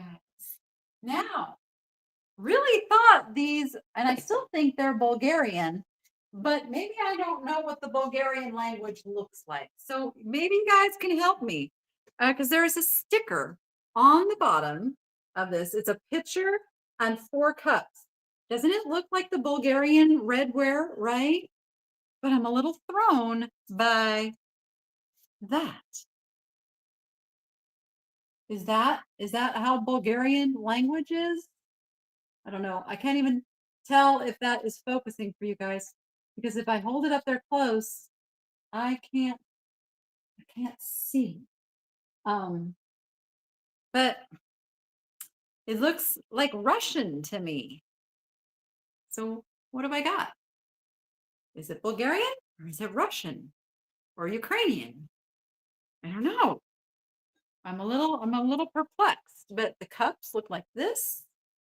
It's all matching. And they don't have any marks on the bottom, but it's cool. Look how they have a little glazed patch in the center, like a little signature thing. Yeah, striking and beautiful. Absolutely is.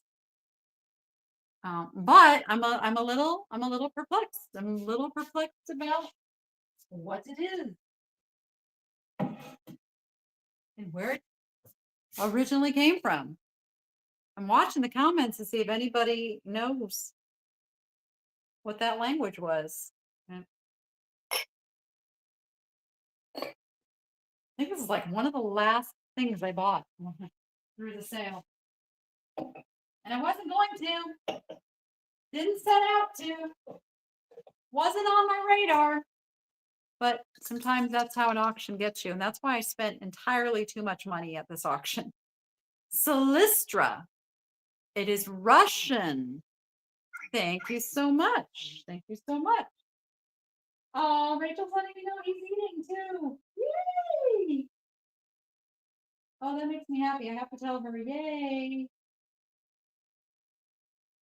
She is an incredible girl.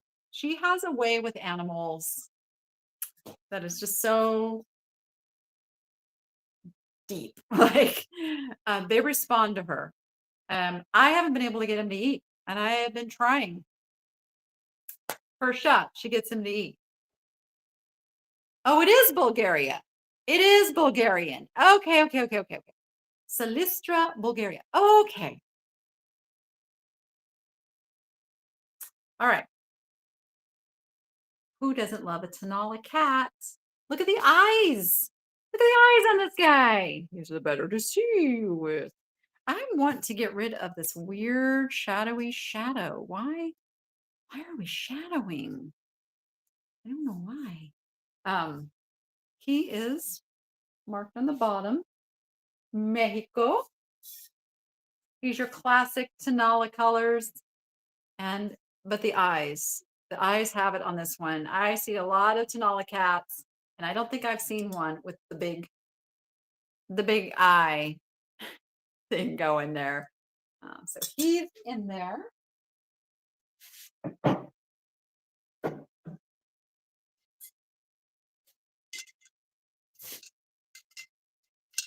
What's floating around in you? So then we have an owl who has something up in there.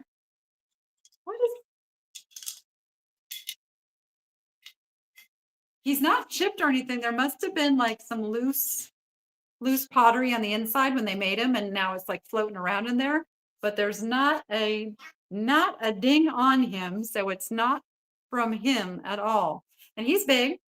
So look next to me. He's like a big owl. And this one is not signed on the bottom. Usually they're signed on the body somewhere. No, he's not signed. So he's an unsigned Tanala owl. Oh, is our Patty still under the weather? Under the weather. Where did that thing come from? Why do we say under the weather? Why do we say that? I would like to know.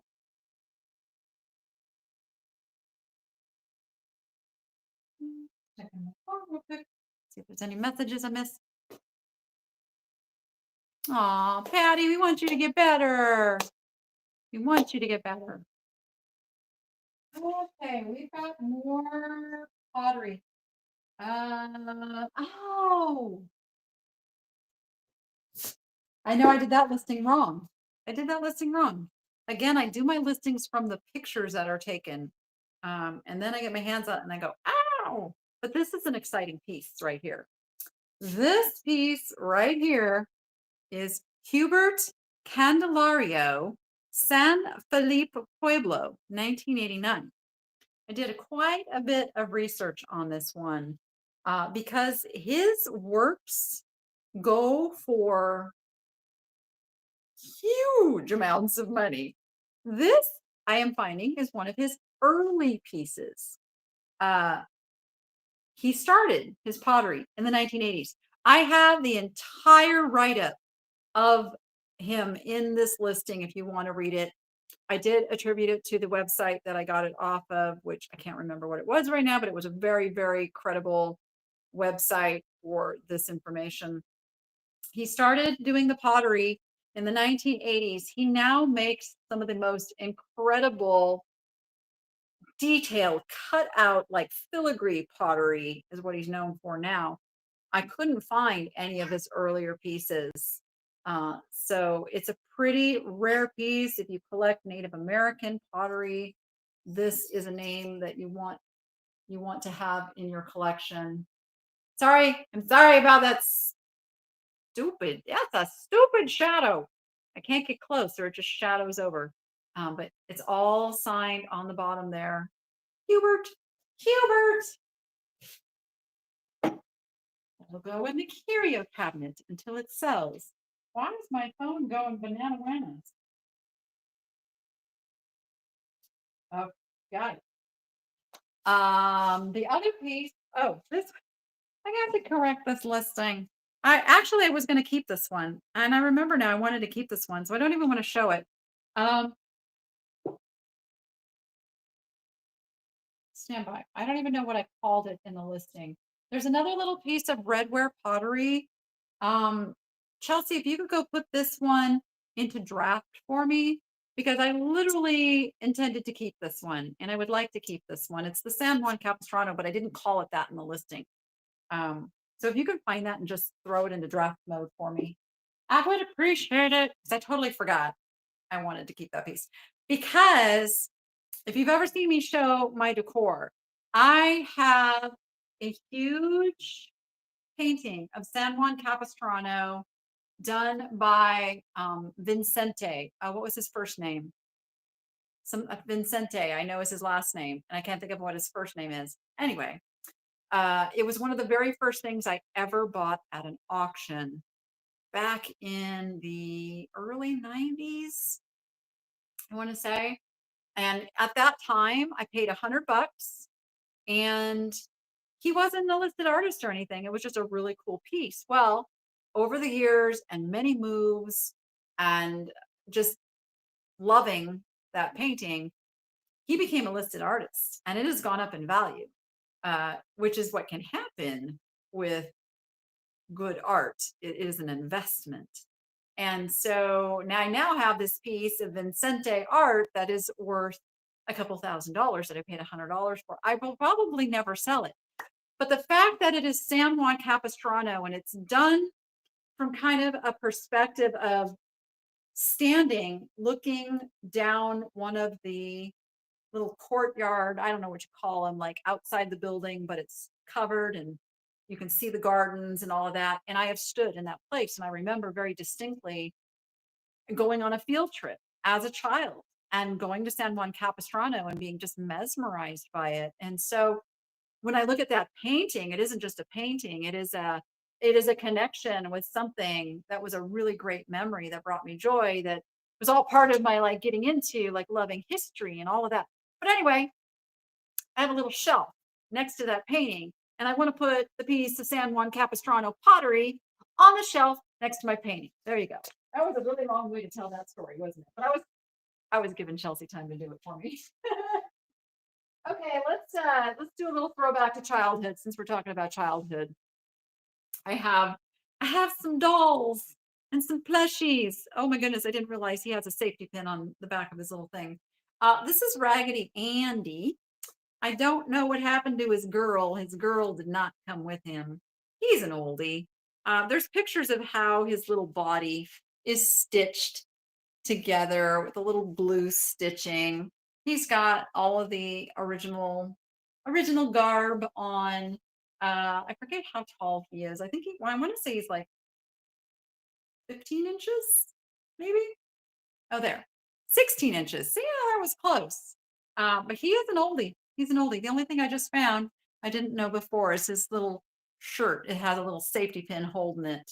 But other than that, he is an all original, fabulous little vintage guy. And then we have another Raggedy Andy who is really cool. Now, what I found is there's a version like this with the black bow, but there's also one with a blue bow. That there's more of them out there. There's very few of the ones with the black bow out there. So he's a very desirable little Raggedy Andy. I just want to know where's Anne? Where's Raggedy Ann? Why did she leave him? Why did she abandon him? Is this what we're facing in 2025? Is Raggedy Ann just abandons Raggedy Andy? Okay. Somebody needs to get him home. Then we've got, is this striking anybody's childhood? We've got who is he? He's Albert, the running bear from 1979 in his little blue tracksuit. Bloop, bloop. Now, I want to show you something that I kept, which means, stand by, stand by. I have the little price tags that she had on things. She had $125 on this little bear right here. Look at that. Oh, look at that. That is her price tag for him. So I did not price him anywhere near that. Because sadly, he doesn't go for that anymore. But there was a time when Albert went for a lot of moolah. And I think the first Raggedy Andy I showed you, that was her price on Raggedy Andy too. So, and then we've got, now she called this a Papagayo doll, and that's not what I came up with. That is not what I found. Although it is what is on the wrist. So now that I look at it, it's like, so she's a little bit of a mystery because I Google searched her extensively and she was part of the Calico Critters. So I don't know if this is like original to her wrist because Papagayo dolls I couldn't find anything that looked like this. So help me out, anybody who's a more contemporary.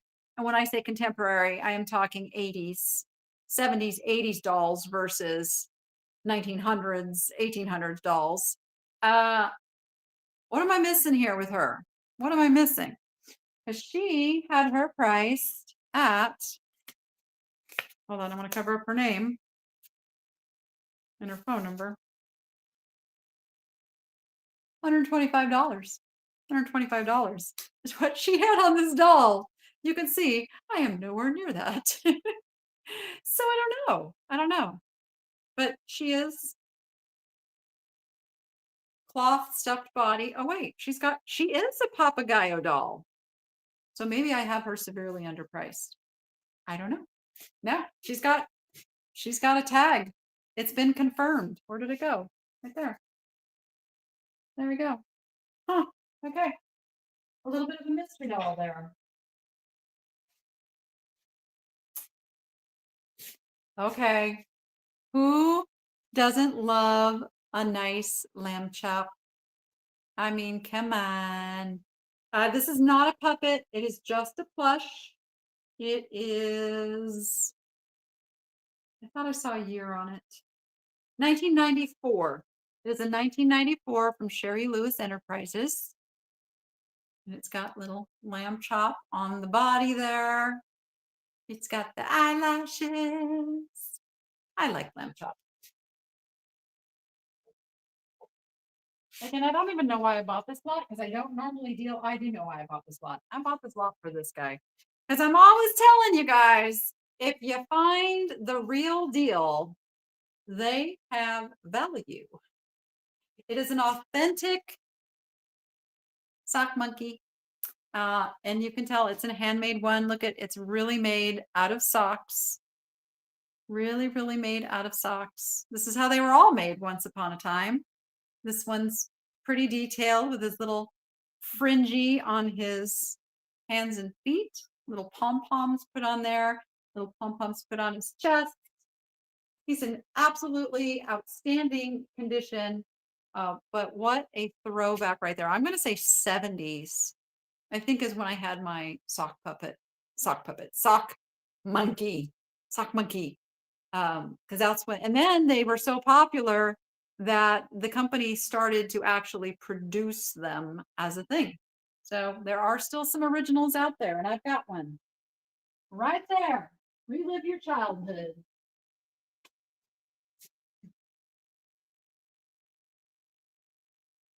Ooh, I want some dinner. Gotta go get your dinner. I want some dinner. I don't know. No, I told Noah we're on our own tonight because when I get done with this, I have to go. I think I'm gonna go to Savers. I think Savers is the place I think. Maybe. We'll see. Okay. Because Noah is ahead of me now, and I like to keep him editing. I don't like there to be a lag in the editing time. One of the coolest things that I found right here. I wish Dawn was still here. She would love this. Do you remember what's inside? Do you remember? Oh, look how it opens. Look at this little boop, diddy boop. And then it opens up to reveal. Oh, look at that. What? Okay. Let me bring her out in all of her glory. She's still got the little hat pin thing going in there. 1960s authentic fabric wig or hat head in its original case. How fun is that? Oh my gosh, I love this so much. I loved it. I loved it when I saw it in the preview, and I love it even more now. I'm gonna stick her back in here, keep her safe, fasten her back up. It's that vinyl 60s goodness case that is in also really great condition. Look at that. There's some history right there. I bet one of my viewers owned this at some point. Maybe not this exact one, but you owned one, right? Because you put, like, I don't know, your favorite hat or your favorite wig on that cool thing. Yeah, she's super cool. Super cool. Okay. All right, we're moving right along. I've got some cool purses coming up. We're going to talk about those. I'm going to talk about two pieces of pottery first. Bigger than I like to ship, but it was too cool not to buy. I know you guys are like, what's with all the big stuff today, Danny? Look at the amazing goldfish. Now, I'm told this is a foot bath. It is a Chinese foot bath, but now is used as a planter by all of us. But that was its original purpose. And it's painted inside with the goldfish, and it makes sense that all that painting would be in there because it would hold water. So you'd see it. You like when you put dirt in there, you don't see that. And I always thought, why do they paint the insides of these planters like this? Well, mystery solved. It is for water and it is a foot bath. And it is big and gorgeous. And I love it. Oh, okay. Let's see. This one is a surprise. This came with the two matching pieces of Royal Haeger. They were sitting there, and I wanted the Royal Haeger. I bid on the Royal Haeger. This was just like, yeah, okay, it's nice. I'll be able to sell that. This piece right here is pretty incredible. Now, she again included some information, and this is actually what threw me because it's not this. She said it was a Max Lauger, Max Luger, Max Lauger, however you say that. I don't believe it is. I don't believe it is. I found it to be a, what did I put? Oh, because it's signed UD. That's why. So I actually haven't really like confirmed who it is. There's several potential artists that it could be, but Max Lauger is not one of them. It's 1948, not 1920, as she had there. So this is an artist that was in the style of Max Lauger. Max Lauger sell for thousands of dollars. So I was really, really kind of hoping it was his when I first saw that. But it is an absolutely incredible piece nonetheless. And you can see large. Here is the bottom. It is like a red terracotta. So those are all the clues you have to, like, when you're researching this stuff, look at the material used, the glaze, the way the glaze was applied, the shape. This is not a chip. This is like a little manufacturing, and I say manufacturing loosely. This is a hand-thrown pot. It's like a little dip-de-doo when they were making the piece of pottery and it got glazed over. So this has been glazed over, so you know it was done at the time it was made. It was not an after the fact, and it's, now that I say that, I'm wondering if it's a repair. Yeah, I really do think it was just a little oopsie in the process because it is totally glazed over. Anybody knows anything about this piece? I would love to hear what you know because I am still researching this one. Okay. Purses, purses, and then a couple more big pieces. But let's do purses. Let's do the purses.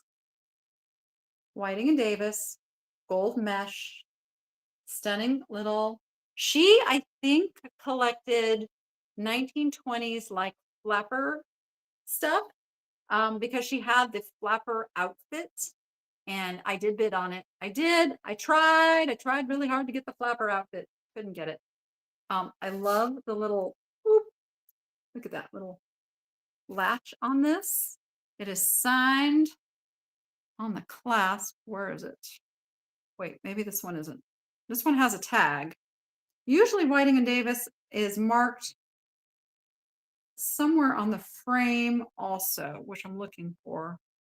I don't see it on this one, but we do have the Whiting and Davis tag in there. There it is. Again, in incredible, incredible condition.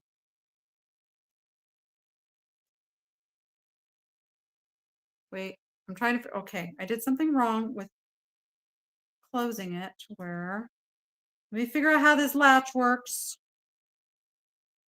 It's got a trick to it. Wait a minute, why is that? Okay, I'm confused now. Why is, there we go. Okay, I got it. I got it. Very tricky little latch this one has to get it to close. Okay, so there's that one. Then there, I'm gonna do the Whiting and Davis first. I got this one. Also Whiting and Davis, but like a totally different style, really. a different beading mesh used. Look at the scallops on the top. I'm gonna say this is more like a 1940s. Yep, I even put that in the listing. That other one was earlier.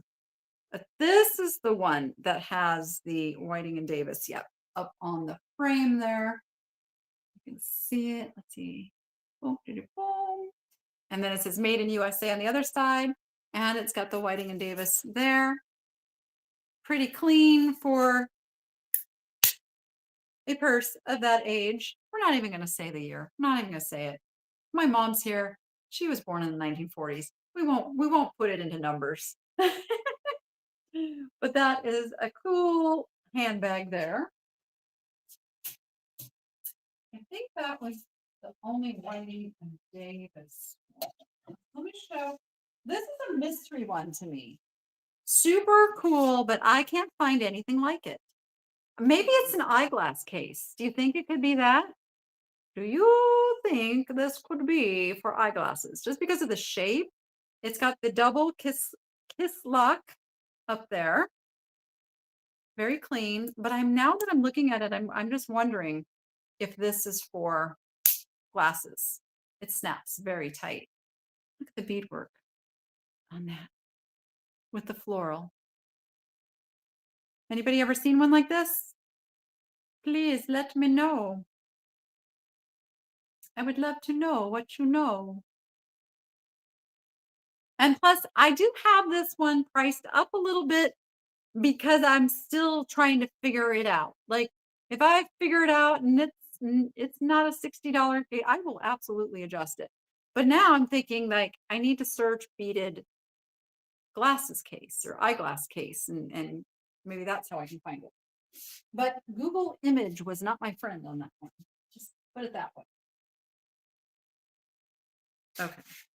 This has probably got to be one of the coolest purses that I got. How awesome is that? Now, what's really interesting about this is it says souvenir. Now, I wish I knew. Is it French? Is it a French souvenir little purse? Because I know like these were very, very popular in France, Parisian beads. It's got the little crochet at the top here with the drawstring. Rachel tried to get a picture of the inside and it doesn't look so great in the listing, but you can kind of get an idea of the beadwork involved in this. Oh, there's something inside. More clues. Holy smokers. I wish I had this when I was doing all this research. I could have saved a lot of time. Wow, there's like a whole article here. This is when you know you have a true collector.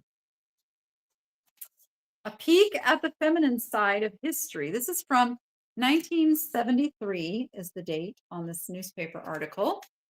And it talks about miser purses. Oh, maybe it's a miser purse. Hmm. So it's got a whole history here about beaded purses that came with it.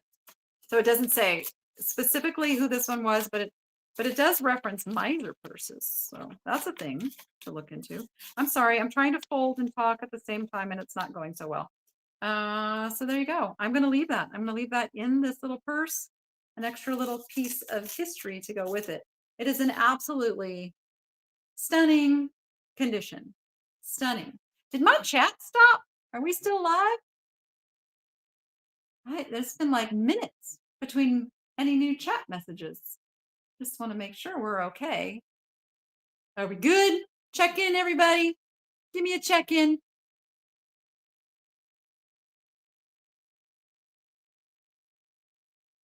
Are we frozen? We're not frozen, are we? I'm asking Chelsea on the back end. Chelsea can hear me in real time. We're still live. Okay. Okay. What do I have to do to wake you guys? I have to wake you guys up. I have to wake you guys up. How do I wake you up? I promise we're almost done. We're almost done. You are things. And I'm going to give you a little sneak peek at a couple things. How about that? Something to look forward to. Okay, how about this coolness? Again, I wish Dawn was here. Dawn would really like this piece. It is made in Mexico, and it is Luciana brass, and it is marked, right?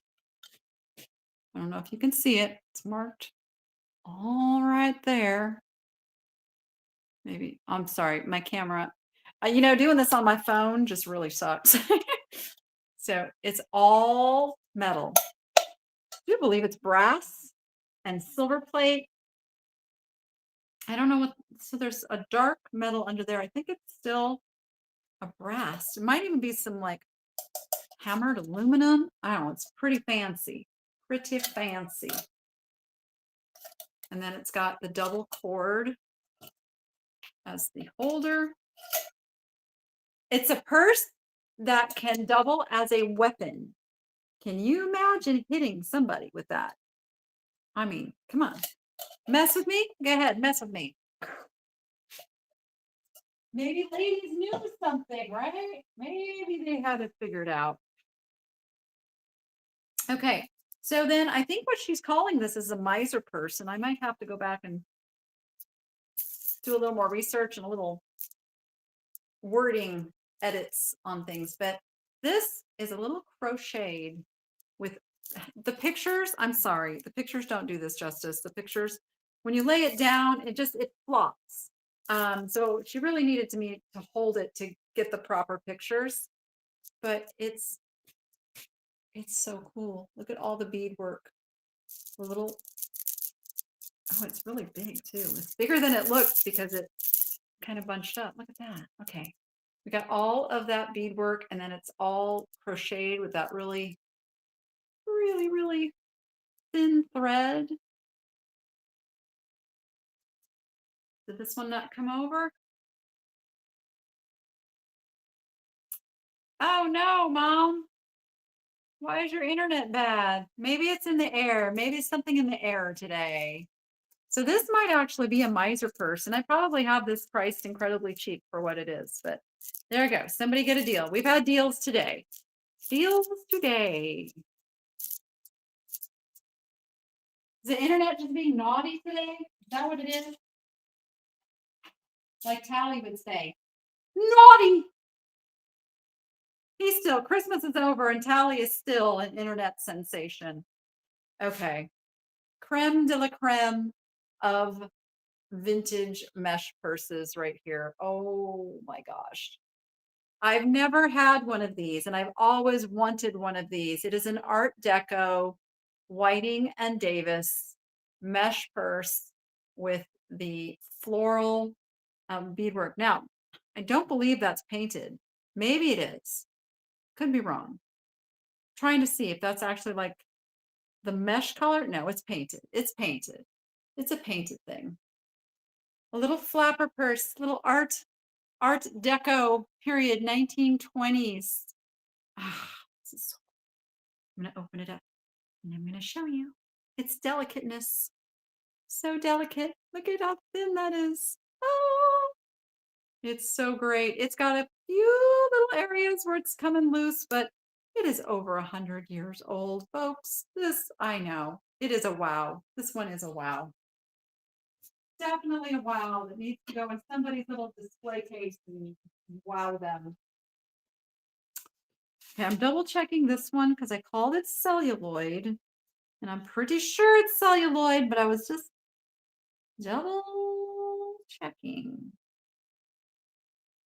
Now I'm pretty sure that is celluloid. Okay, this cutest of little fabric purses with the celluloid top. Now everything that I researched on celluloid purses, like when they had this, it was the handle too.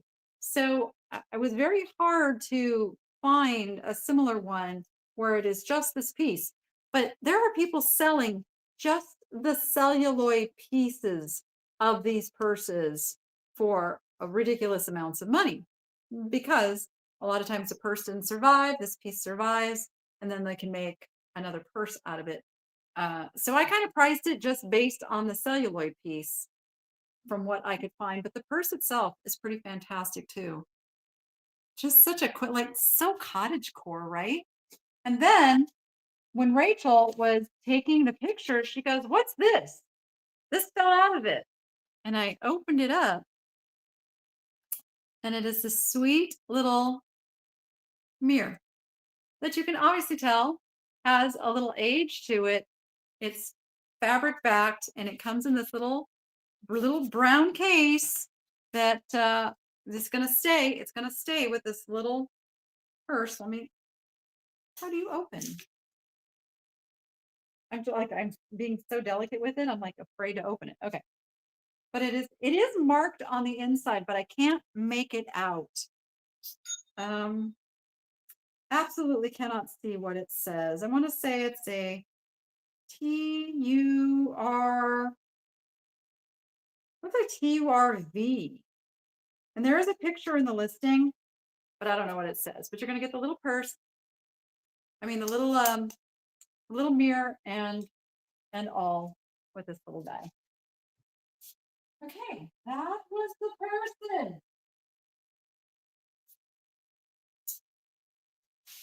Wow. All right, I'm trying to decide which I don't have enough hands to show you this next piece. I'm gonna have to show it to you in pieces. And I haven't got the picture of it all together yet. More Royal Haeger. Now Royal Haeger calls this tiger.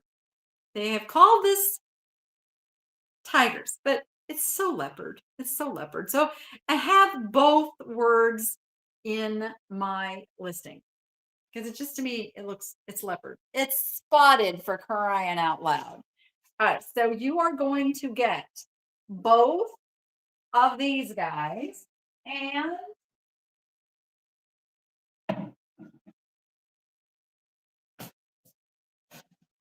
the matching centerpiece.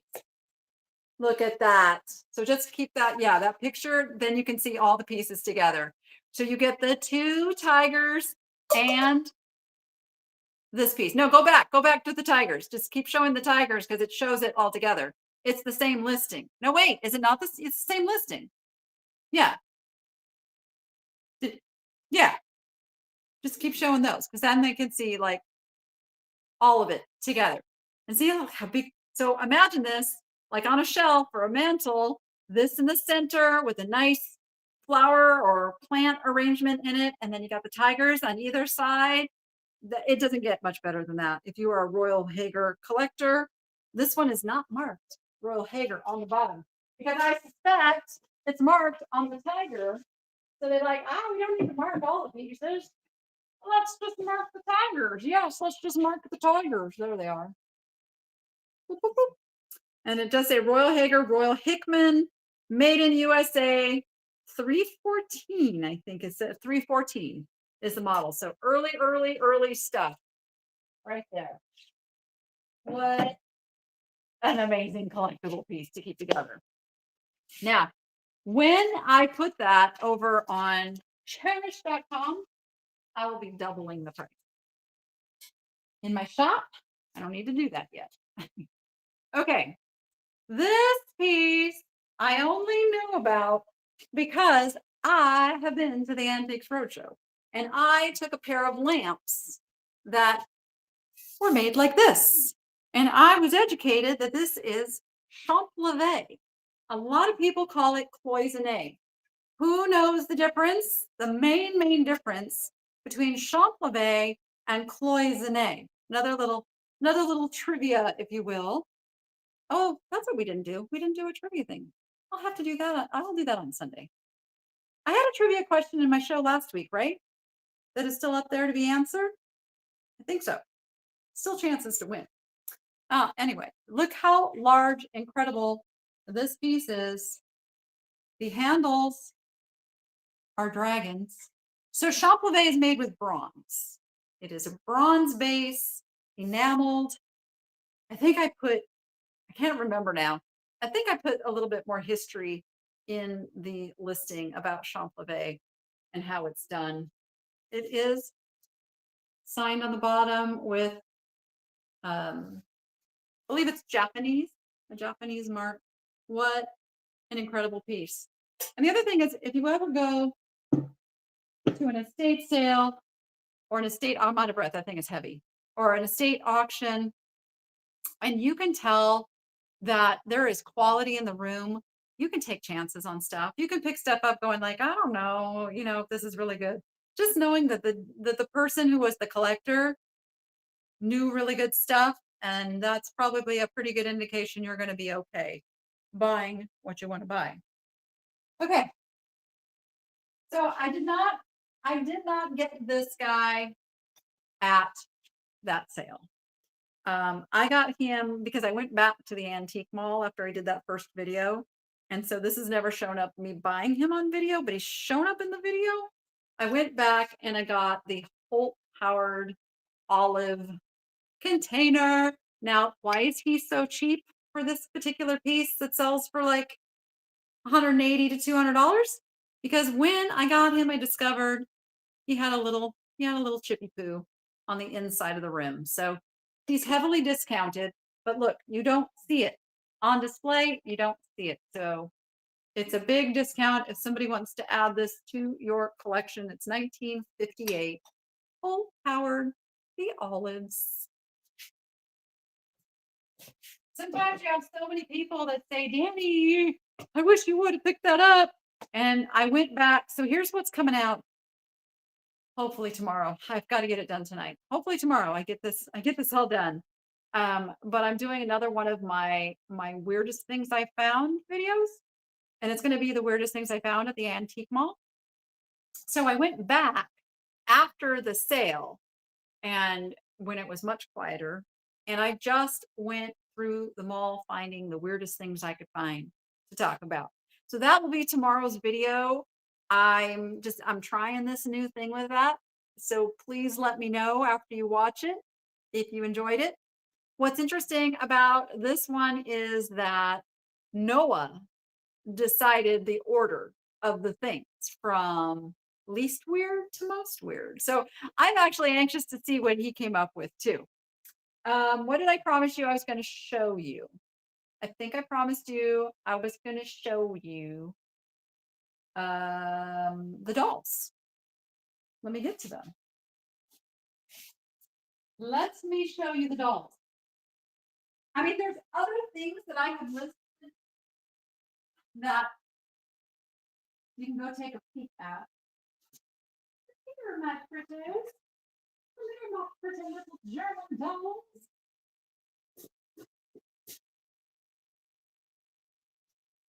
I've talked about before why I am so obsessed with these antique dolls.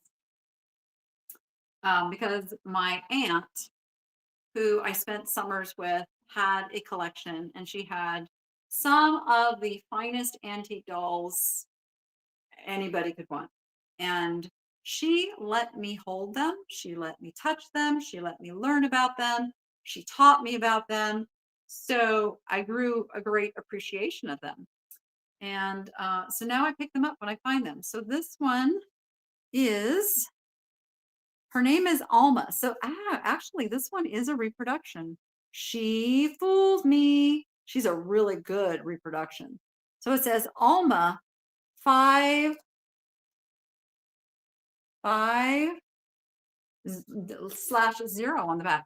All right, that is a darn good reproduction doll. And I will still keep her because she is a darn good reproduction doll. She is wearing authentically old clothing. So nice job, Alma. Nice job. Okay, well, let's see if the boy is. Let's see. This one very well may be a reproduction too. Nope, this one is made in Germany. Let's see if I can show you the mark without stripping him completely. Is that a snap? Yes. Okay. So this one is old.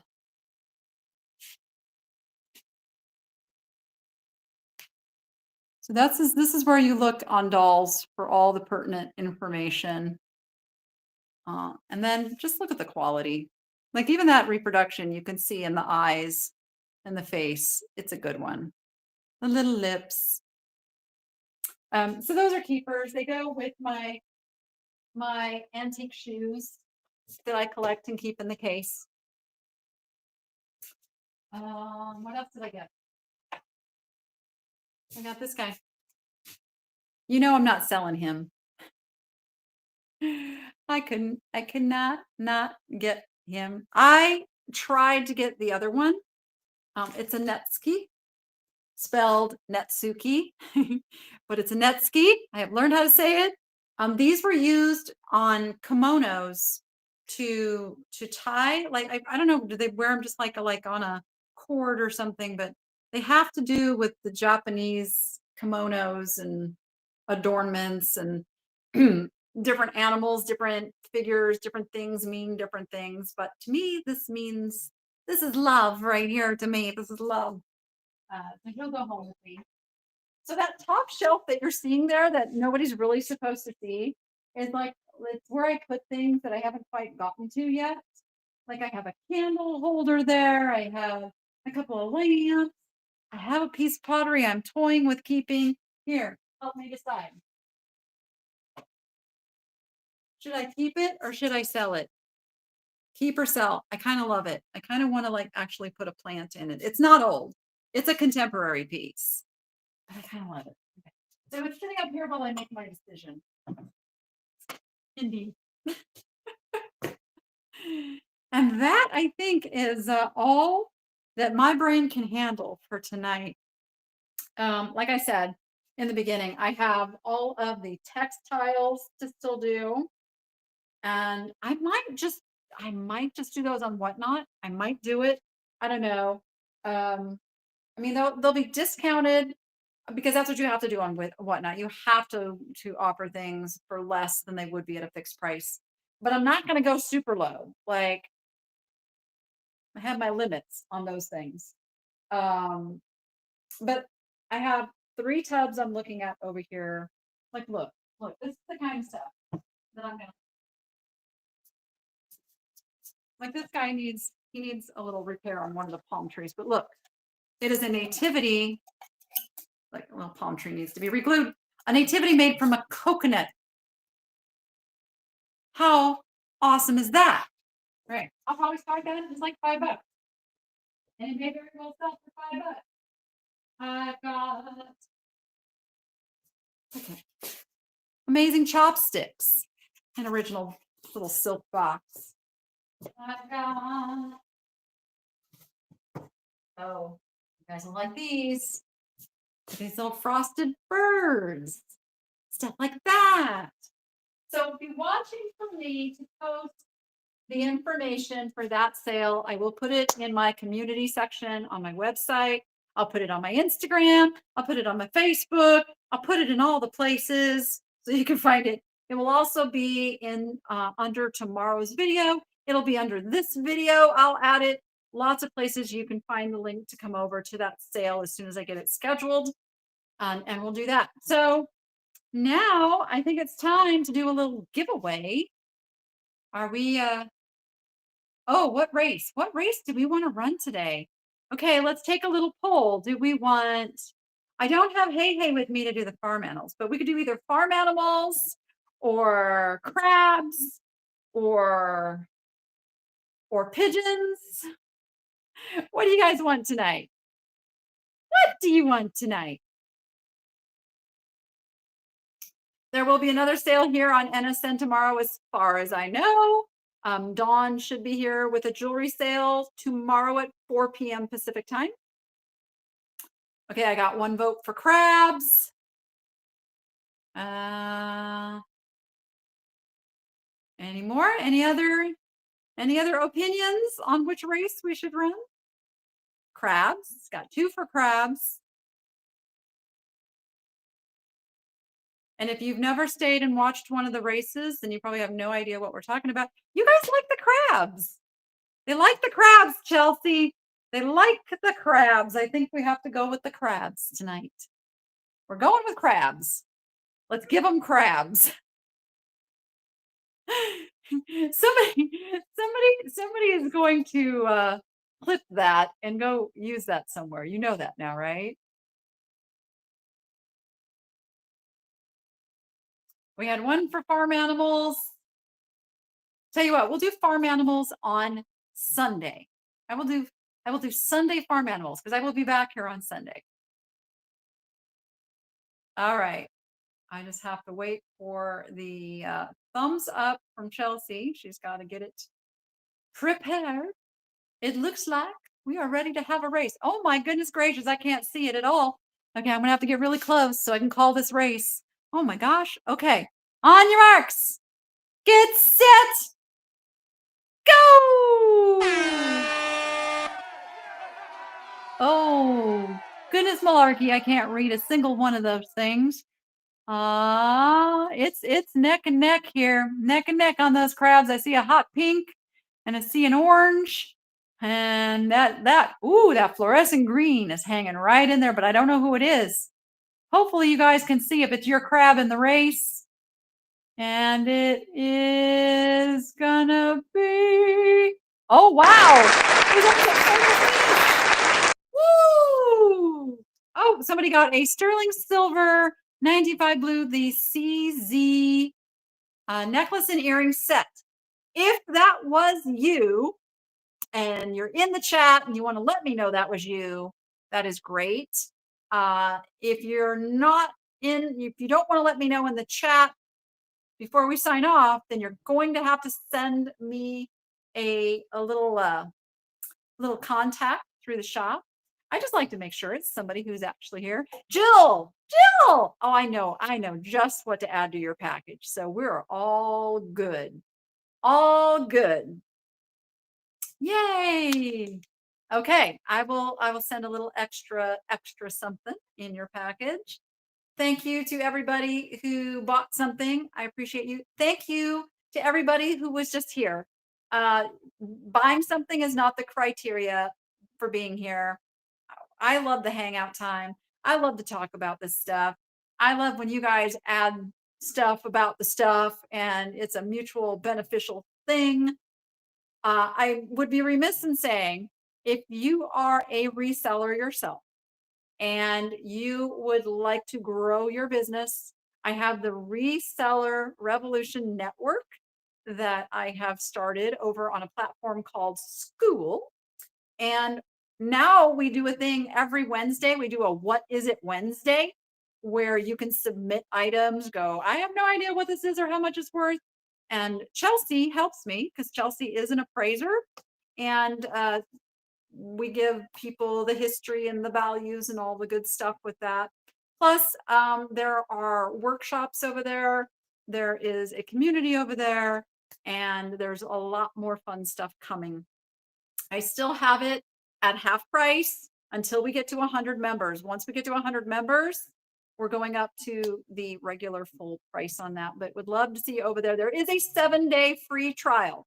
There's a 7-day free trial to see if it's something that you can benefit from and if it's something you'd like to participate in. So I invite you all over there. And yeah, so if you're on the Niche Lady channel and you haven't jumped over to the Niche Shopping Network channel yet, I invite you to do so. We go live there several times a week. Our goal is to have something every single night. We're working up to that. If you are someone or you know someone who would like to be part of NSN as a host, you can reach out to me, the niche lady at gmail.com, and we can discuss it, see, what opening might work. And we're very, very picky about who we bring over here. So we don't accept just anybody. So there is an audition process. So you have to be ready for that. Obviously, you have to be able to be on camera. It's kind of like one of the criteria. With that, I think I covered everything. Did I cover everything, Chelsea? Tomorrow is Dawn. Hopefully her show should be scheduled soon over on NSN. And then Chelsea is on Saturday. And then I'll see you back again on Sunday. And then we'll just start a whole new week of fun.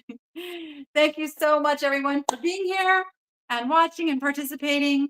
And with that, go find your joy. We'll see you on the next one.